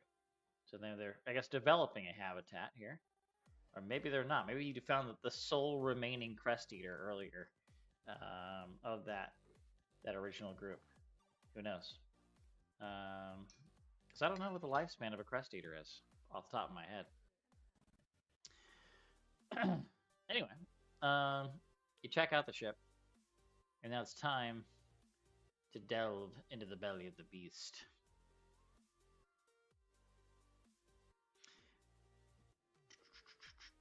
To do so, everybody,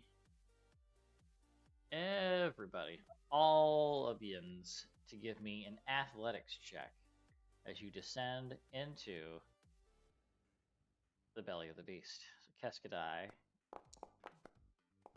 let's do that.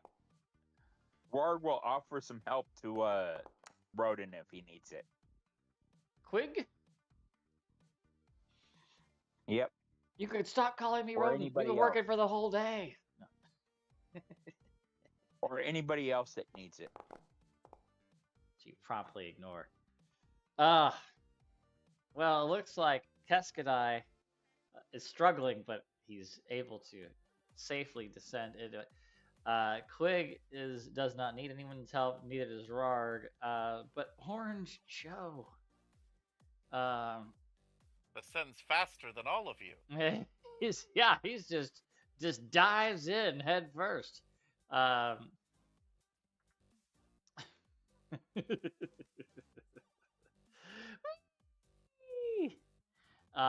Okay, so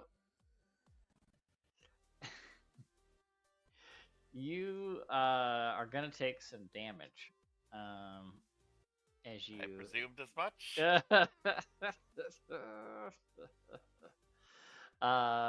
So we'll start with this. Everybody. Actually, you know what? Let's make sure. No, none of you would take that, damn it. Not that one, but this other one. Let's see here. DC 5.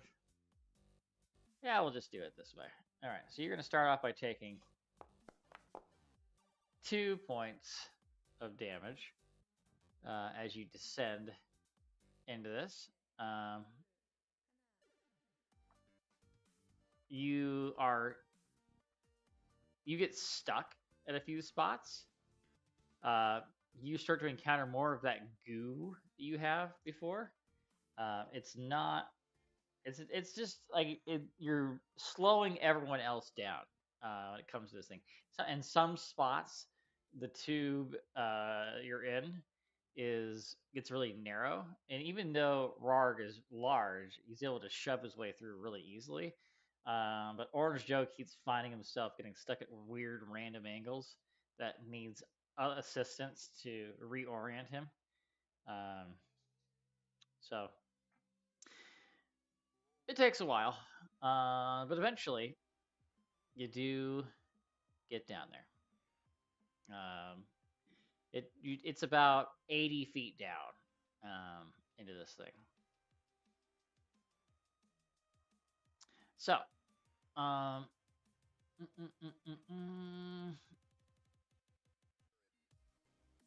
yeah.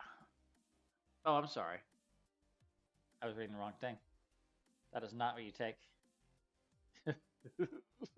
Here's the damage it wants you to take as you fall, presumably to your death. Look at all that. 18 points. Did you even have 18 total? No, that is death. That is, you just died. Yeah, I'm not doing that to you. I already narrated the other thing. That's what I wanted to do. Look, if you were in the tier above that, this is what you would take if you were in the tier above that. Hold on a second.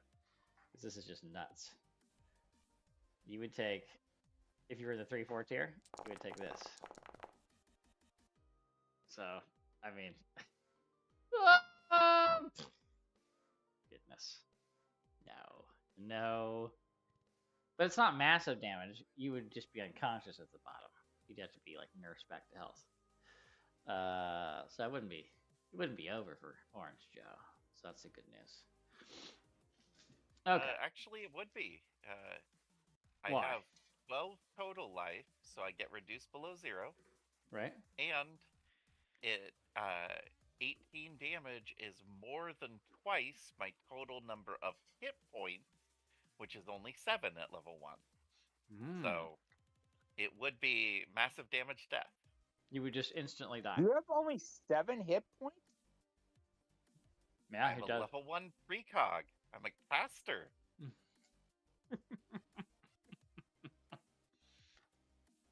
Well, I've got 5 stamina, and I'm an SRO. yeah. We're like dumpy robot. Well, Wow. I already narrated it the other way, so I'm not going to go back on it now. But you would have died. That would have been Orange Joe's last moments. So he dives headfirst into this hole.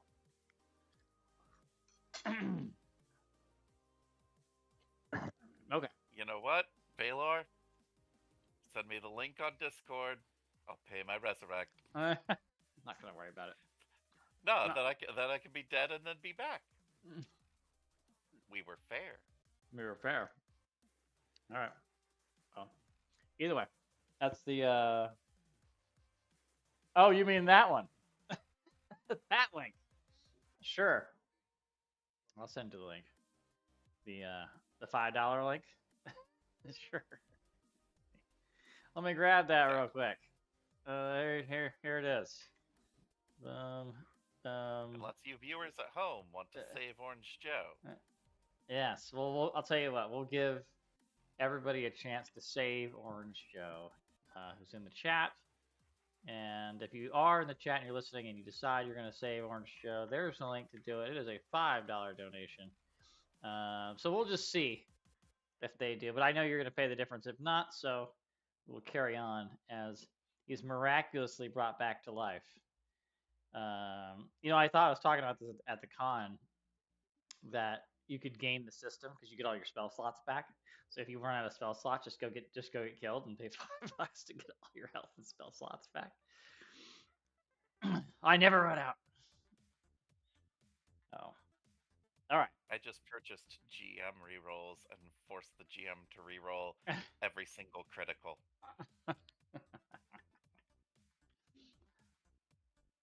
All right.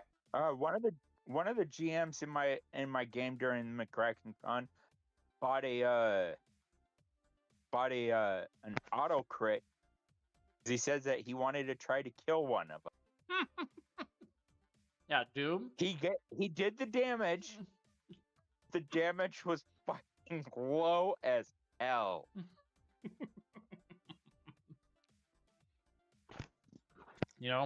I mean, he could have easily done like 90 points of damage, but he did like 30. Oh, boo. He rolled so many ones. He got what he paid for. He got a guaranteed crit on the player. So. Yep. No, that's fine. Okay. So. Let's continue our descent into the belly of the beast.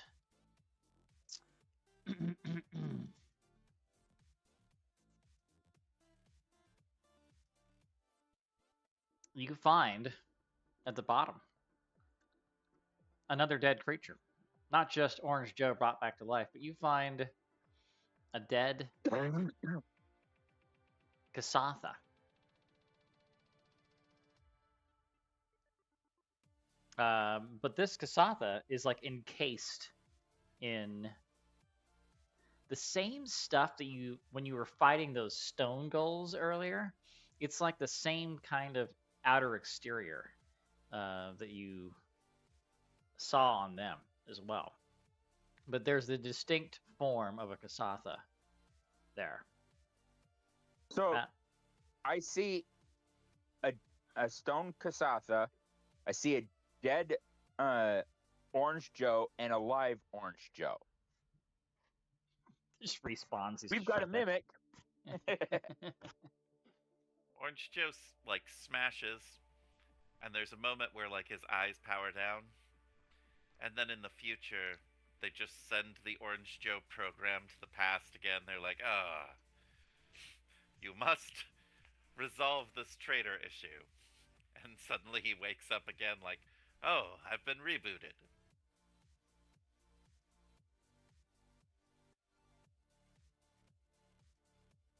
You have been rebooted.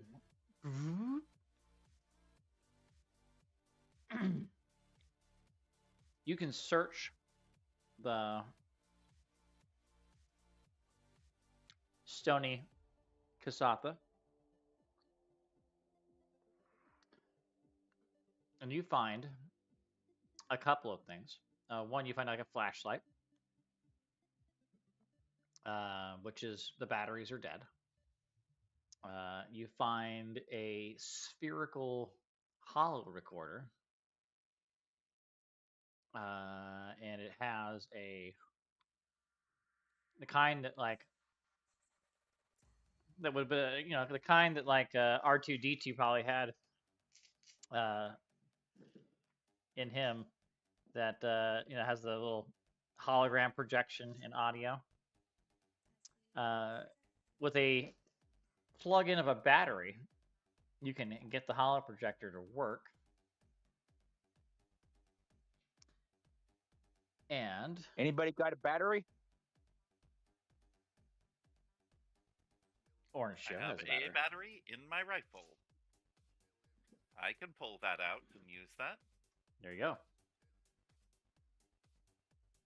You plug in the battery, and a faint audio crackles through the little speaker in it, and it echoes in the tunnel that you're in. And it says, as a Kasatha, looking very much like the photo that you saw in the ship, it says, It has been 3 days since I landed, and I believe I am the first sapient creature to ever visit this planet. What a privilege this discovery is. Thank Talbot for the tales she has charged me with. I shall not fail in this duty. When I first beheld the vast dry expanse of this plateau, I felt the call of home. A year I have journeyed, with only my crust-eater cubs as company. And I, as a citizen of the Adari, have never seen the deserts of Kasath with my own waking eyes. Yet they are as clear to me now as if they stretched out before me. Now I descend into the depths of this strange alien desert to find what rests beneath it. Mother, father, I miss you and all the members of our family. Soon I will return to add my story to the records of our house.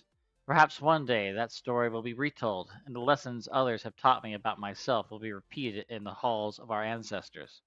But if I should fail, I leave behind this record in the hope that other pilgrims will follow in my footsteps.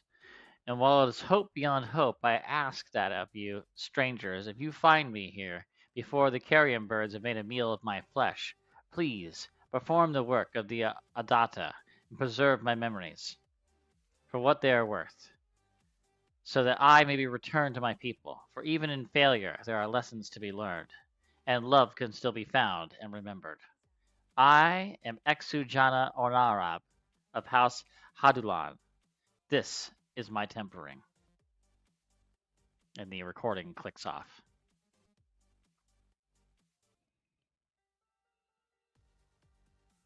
I will remove my battery from the recording, put it back in my gun, then store the recording inside of my chest compartment so that if I'm not destroyed, this can make it back to the Adari. Okay. Since none of you are Kasatha, anyone who is trained in culture can give me a culture check to figure out what they're looking for when they said to perform something. What does that mean? Quig is not trained. Keskadai is trained. Okay. Look at that. So between Keskadai and Orange Joe, you know that this ritual, this thing they were talking about, requires a thin slice of brain material to be added to the vast ancestral record that the other Kasathas can access and even ask questions of those who died. They have some sort of technology that utilizes this piece of brain that they can do. And you can do this brain surgery right here, right now, if you would like to, with a engineering, medicine, or profession check, but don't roll yet because there's more to come. You can also just hack off their petrified head from their body and take their head, if you want to do that. However, which is a lot easier to do, is the hacking off of their head instead of trying to perform complex brain-related surgery and storage down in this place. But you could do either one. So again, it would be engineering, medicine, or any profession related to handling stone. If you wanted to try the brain surgery, if you want to try the just hacking off their head entirely, it would be a dexterity check. So no skill, just a straight dexterity check. Quig would have a +2. Oh, you have +4 to that dexterity check there, Orange Joe. And I can either aid Quig for a engineering check, or I can Destai in medicine.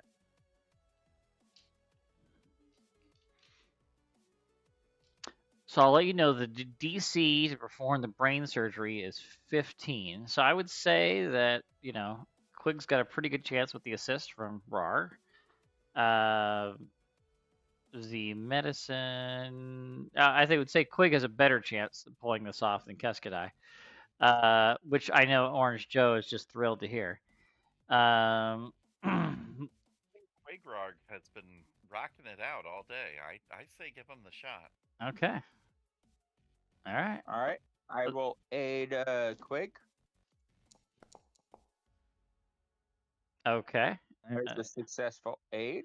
There is a successful aid, and now it is time for the moment of truth. Okay. Well, just barely.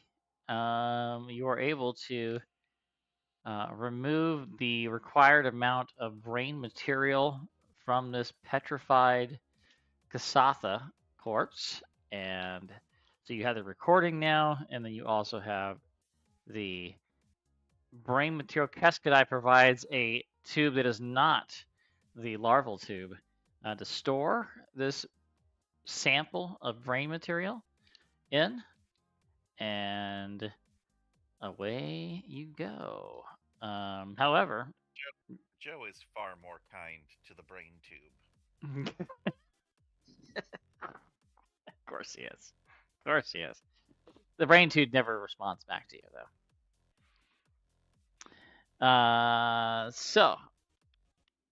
There are a few other things on the Kasatha corpse that you can utilize, such as there is a Kasatha microcord 1 and some spark polarity gauntlets and a frost subduer, some jump jets, and a Mark 1 ring of resistance. Just gonna put those all in the chat right here. There's that. So let's see here. Kasatha microcord. Let's see what that is. That is, come on. It is microcord 1. There we go. Looks like it's gonna be a 3/3 light armor. Does anyone need that? Oh, that's better than what I've got. I've got a 2/2 or a 1/2. But you can wear heavy, can't you? Or other stuff? Or you got? Were you Yeah, but operative first or soldier first? Operative. Operative. Okay. Go All right. for it. Yeah. Okay. But I'm trained in all armor. That's why I'm because asking. of being a soldier. But I was an operative first, and he chose being a soldier of the ambusher, which means being stealthy. Okay. Then we got the polarity spark gauntlets, jump jets.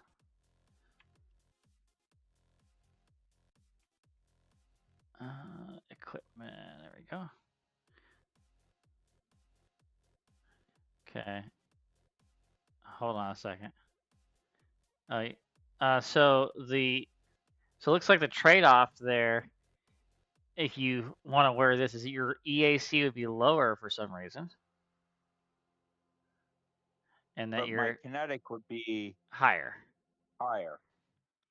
Oh, interesting. I had to dig into that as to why that is. Jump jets. Well, because the Kasatha grants +1 to EAC and +3 KAC, but the Zizamir deflector that I have is a 2 to both. Oh, it's also got an armor check penalty of 1 for the microcord. Oh, I was looking at the other thing. I was looking at the max dexterity modifier, not the EAC. So it's a 1/3, not a 3/3. You are correct, sir. So I will not be taking the Kasatha one. Okay. I want to see if... What does Keskadai have? He's got second skin. which is a 1-2. So he will take that microcord. Put that on instead. Yeah, which is slightly. It's a one. It's just brings up his KAC by 1. So. Oh wow, that polarity gauntlet spark could be great for fucking Rourke. Shock weapon. Dex. What is this? Touch. Is it a weapon? It's a weapon, right? It's got to be a weapon. Oh, the shock gauntlets? Yeah. Yeah, they are. Okay, let's see what they do.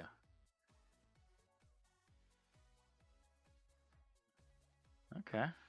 Joe will go ahead and take the jump jets. He can install in some rocket feet. Yeah, he's gonna need him because he felt it was doom earlier. Climbing out of here sounds difficult.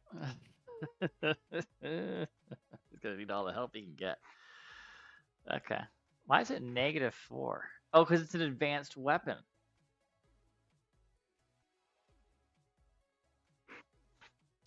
That kind of sucks. Hopefully it's on the Chronicle sheet. Does the polarity gauntlets have battery? It says. Does anybody have an extra battery? I'll tell you. Yeah, I would say at this point, since she's been laying here for, a few millennia, that unfortunately the battery in it would be dead. Yeah. I only have the battery that is in my gun. Yeah, that makes sense. All right, well, so let me look at the Chronicle sheet just for funsies. Yeah, it's on the Chronicle sheet, Rark. So if you want to buy this afterwards, you can do that. So that's the good news. And it says it's an advanced weapon. So advanced melee weapon. So you're gonna need to take a feat to not get that -5 on it, which sucks balls, but it is what it is. Nope, I'm proficient. Are you? Being a soldier helps. Are you proficient? Well, look at that. You are. Okay. Good for you. All right, well. And it's an operative weapon, so which makes it also makes it proficient. It doesn't have the operative tag. But... yes, it does. I just opened it up. It says advanced melee, operative, polarized, powered, two-handed, equipped, proficient. Oh, I'm only seeing advanced, equipped, proficient, but on your sheet right now, looking at it. But doesn't matter. Without the battery, you can't really use it anyway. Now it's saying that. Okay. Okay, so now. Oh, okay. I see what you said. Got it.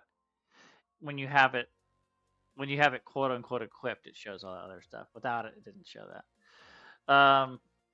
Cool. All right. Yeah, we need the battery, unfortunately. But at this point, it really isn't going to do much more damage than we were to do. It just does electric damage, which could be helpful. It won't do any electrical damage.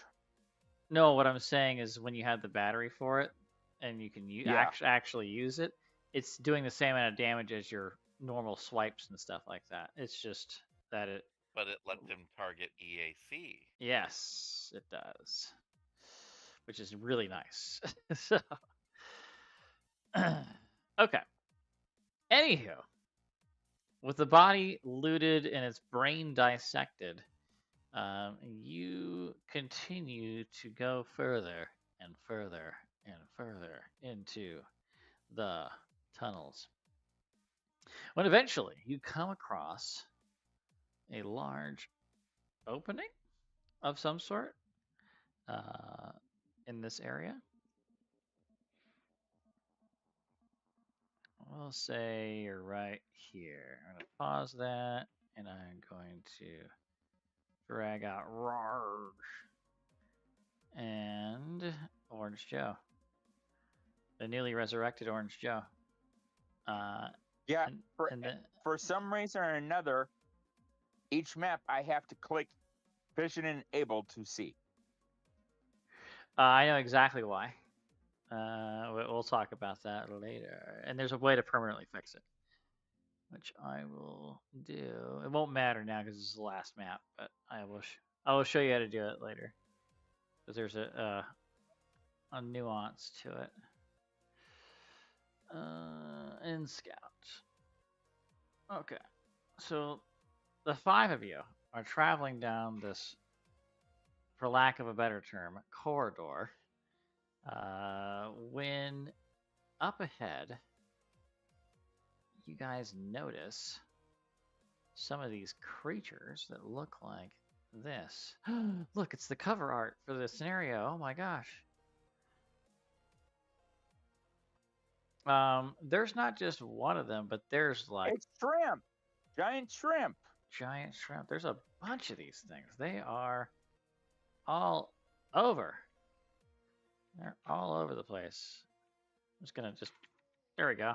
There we go. They're all over the place. Some are These petrified in the wall. apparently, yes. Yeah. You see a lot of these creatures. They're not too big. They're small creatures when it comes to size categories. But these creatures do not appear to be hostile. And they're moving back and forth. Kind of like someone who's rocking. And they're like, a few of them are rocking at like a really fast speed, and others are going like really slow, like a slow rock back and forth.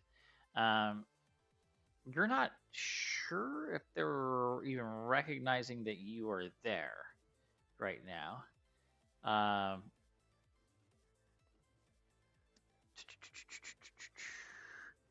But with a life science check with only Keskadai can do. Only Keskadai. Everything depends on the 2 larval Sheeran to make this work. That's the only way you're gonna know anything. Well, that's a shame. That's what that is. I'll tell you what, I will use the reroll that Keskadai gets to see if we can make that better.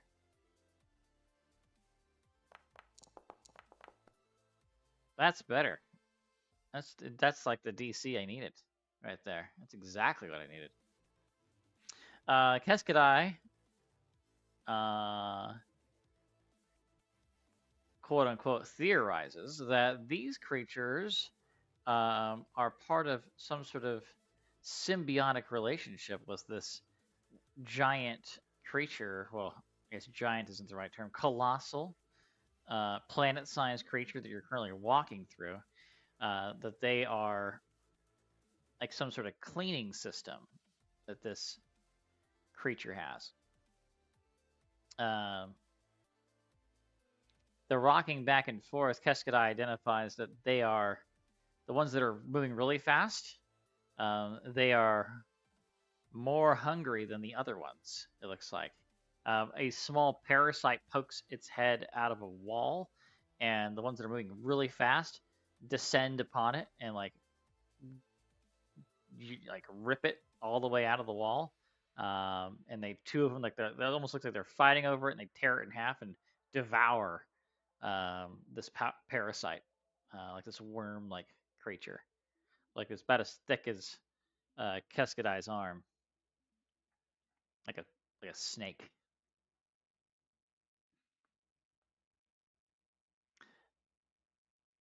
These creatures, a few of them do start to look in your direction, or at least orient themselves in your directions.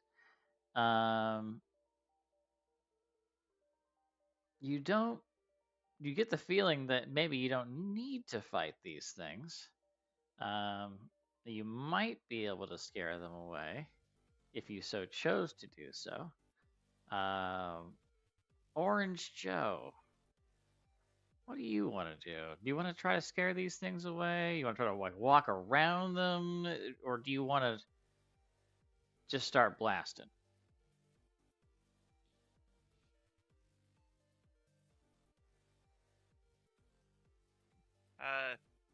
As far as being scary, Orange Joe is not particularly socially adept.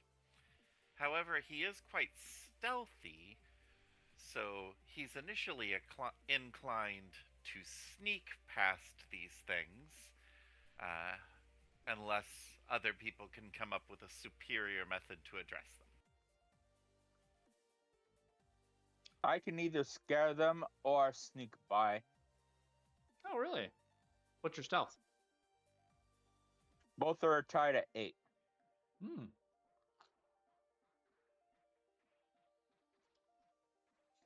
Well, I like the stealth option. Why don't you both give me a stealth check?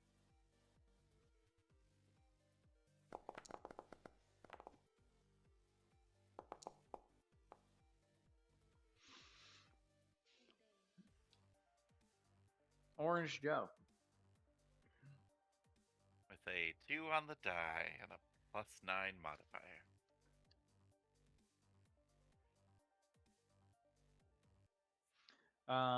Orange Joe. Do you still have a shirt roll, don't you? Yes, I do, actually. All right. Because in this system, you need a T-shirt, a branded Starfinder T-shirt to use for refills. You get to add your Novas though. You get to add a +4 on top of it all. And if you're off by 1 or 2, of course, you could cash in your Dreamer boon too. So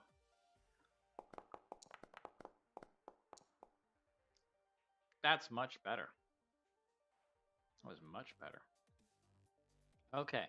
Well, somehow, some way, despite all the odds, Rarg and Orange Joe, accompanied by the other two less important characters in this episode, are able to sneak past these cavern cleaners, as they're called, as they rock back and forth. You just walk around them gently, not disturbing them in their work of devouring parasites in this cavern.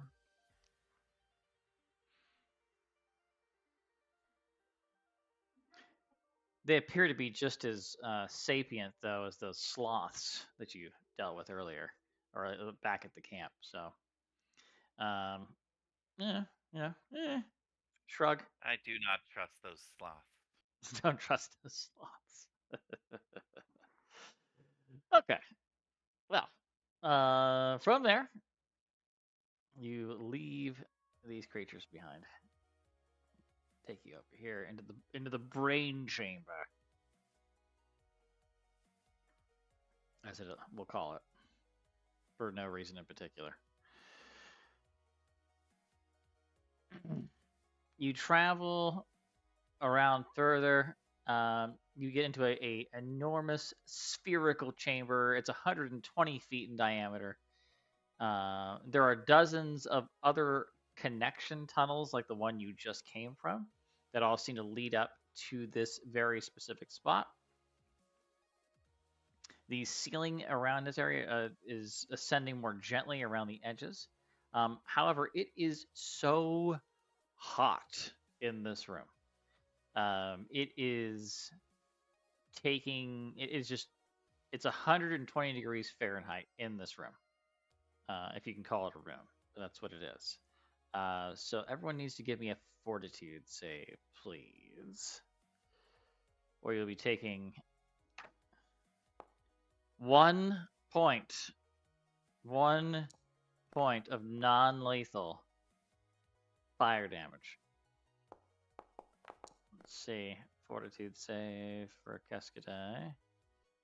And fortitude save for Quig. Cascadai and the brain matter and we're pretty good at fortitude saves, it would appear. Quig and Team Quig and Rarg are not. so good, it would appear. You both take one.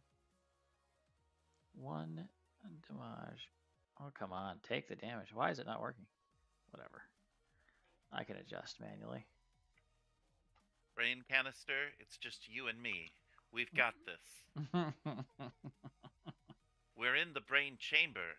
This is your home turf. Let's show them what you're made of, which is brain matter. The brain quote unquote chamber, this brain stuff, it looks like a massive golden crystal. It's 90 feet in diameter. It fills this chamber. It's suspended somehow, some way, in the center of this chamber. And then it's clear to you exactly how it's suspended because there's these shell-covered columns that stretch across in 15-foot gaps that are separating the crystal from the walls of the chamber. Having like the crystal is a network of nerve cells and other matter that functions as the brain for whatever this creature is. Calling you over the comms, Dr. Mora patches in, which somehow, some way is able to contact you through this massive, thick crust and near this giant floating golden brain. And she says to you, well, Big Mina's definitely not from around here. There are enough traces of cosmic particle decay that she must have been spent a long time moving slowly through deep space. Our preliminary growth estimates suggest that it was millions of years ago. But she must have been very small, no larger than your fist. It looks like Big Mina and my little one have something in common. A big appetite. This alien creature can consume anything. Rock, water, organic material. It'll take a while, or maybe hundreds of thousands of years, but eventually, Big Mina will consume this entire planet. Mora's face appears on the screen. I'm not sure we should allow that to happen. Valvimus has a rich ecosystem, and while there aren't any sapient creatures here yet, it's only a matter of time before these sloths, or something else, make a critical step. Can we sentence them and every other species on the planet to certain death? On the other hand, Mina is a unique life form and doesn't seem evil. It's no more intelligent than a giant clam. Can we bring ourselves to murder it when it's just doing what it's evolved to do? Starfinders, you have taken the lead in so many ways of this mission, especially the discoveries and, well, a lot of the work, really. I would really benefit from your perspective. What do you recommend that we do to this creature? If anything at all. Rarg, what is your recommendation? Starfinders are meant to explore and learn and help others. Say that we attempt to try to learn from this thing.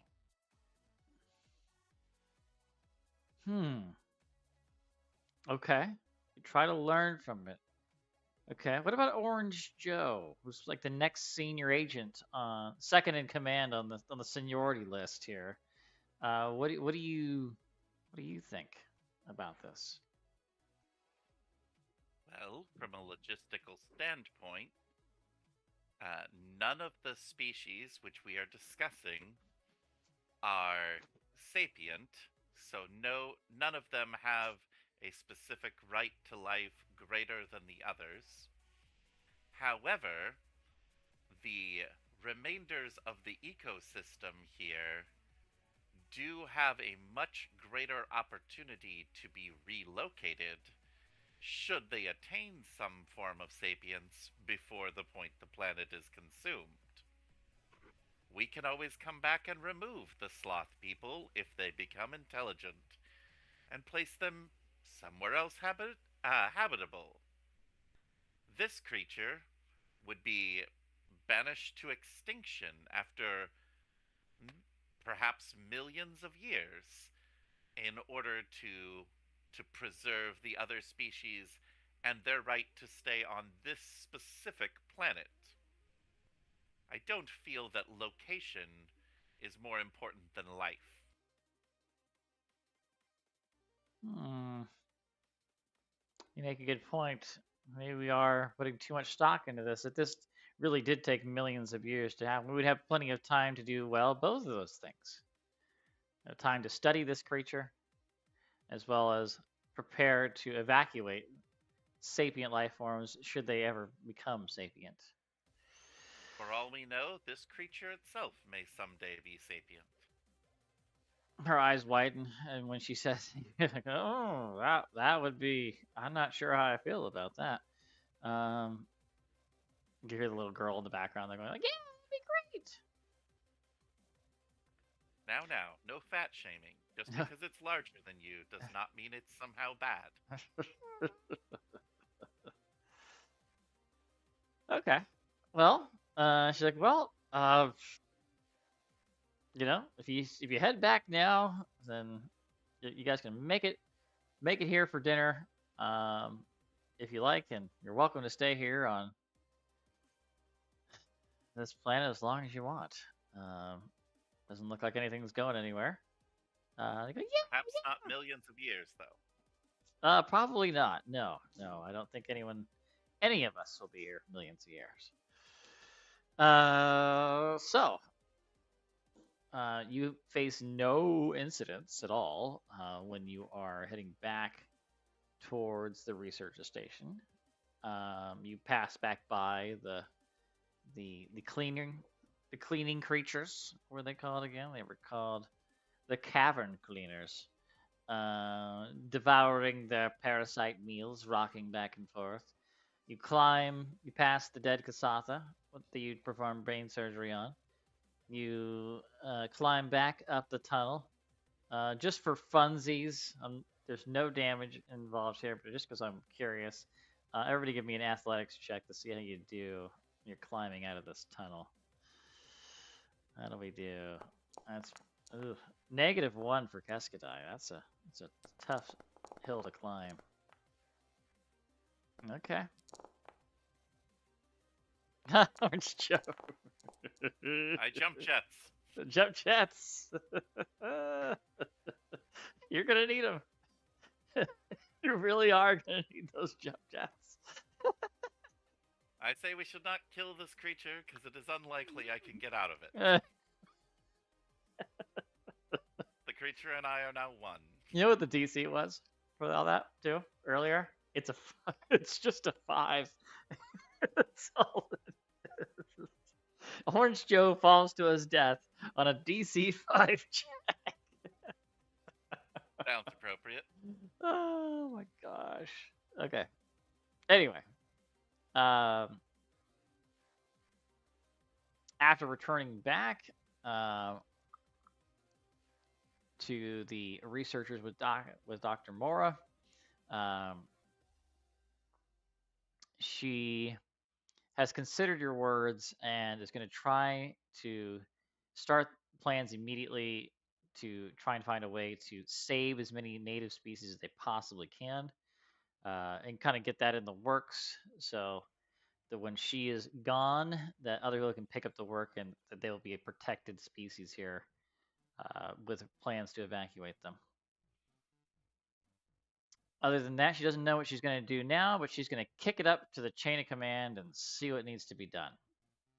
Let some bureaucrat light years away make the decision about something that you all discovered. After that, little Mina and Dr. Mora say their goodbyes to you, along with the rest of the research team. And you get back in your shuttle and take off, heading back towards the Master of Stars. It takes you 3 days to get back to the Master of Stars. I guess they've moved a little closer than they were when you left. When you meet up with Fitch back in the conference room of the Masters of Stars,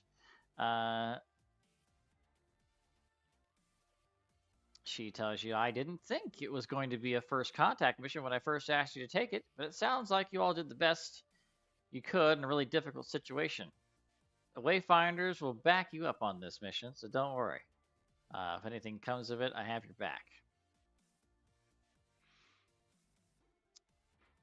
And with that, we have come to the end of It Rests Beneath, which again is a Starfinder First Edition scenario, one of the many of First Edition's first season, the Scoured Stars, Year of Scoured Stars.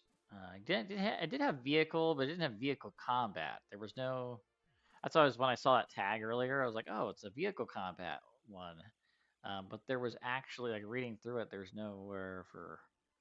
It even gave the stats for ramming and whatnot. So I guess you could ram each other if you really wanted to. But there's Maybe no. they presumed that because you had the vehicles, like when you meet the Crest Eater, you might want to fight from your vehicle and like Oh, maybe, kite yeah. it around or something. Right. Like, try to. Crest Eaters are nasty. They're They are. hard. Yeah, it was what Crest Eaters are. It's a CR4 creature. Yeah, and it has a land speed of 60 feet. I mean, you could not outrun this thing. Yeah. And it's got a ranged attack. What I don't know what's the distance is on this, but even regardless, it has a +10. Yeah, you would have been screwed trying to fight the thing. Like actually when you guys were, yeah. So when you came with your idea of making it feel better, I was like, well, that's a good way to help this thing because this thing's got like a +13 to hit you with a K, +13 on the KAC. So it's like roll a 1 or gonna like yeah. There's no way it was gonna be a battle of attrition. I really don't think you guys could have taken it, even with the second condition. I think you were SOL because it does this much damage per bite. I mean, that is just nasty. 13 points of damage in one bite.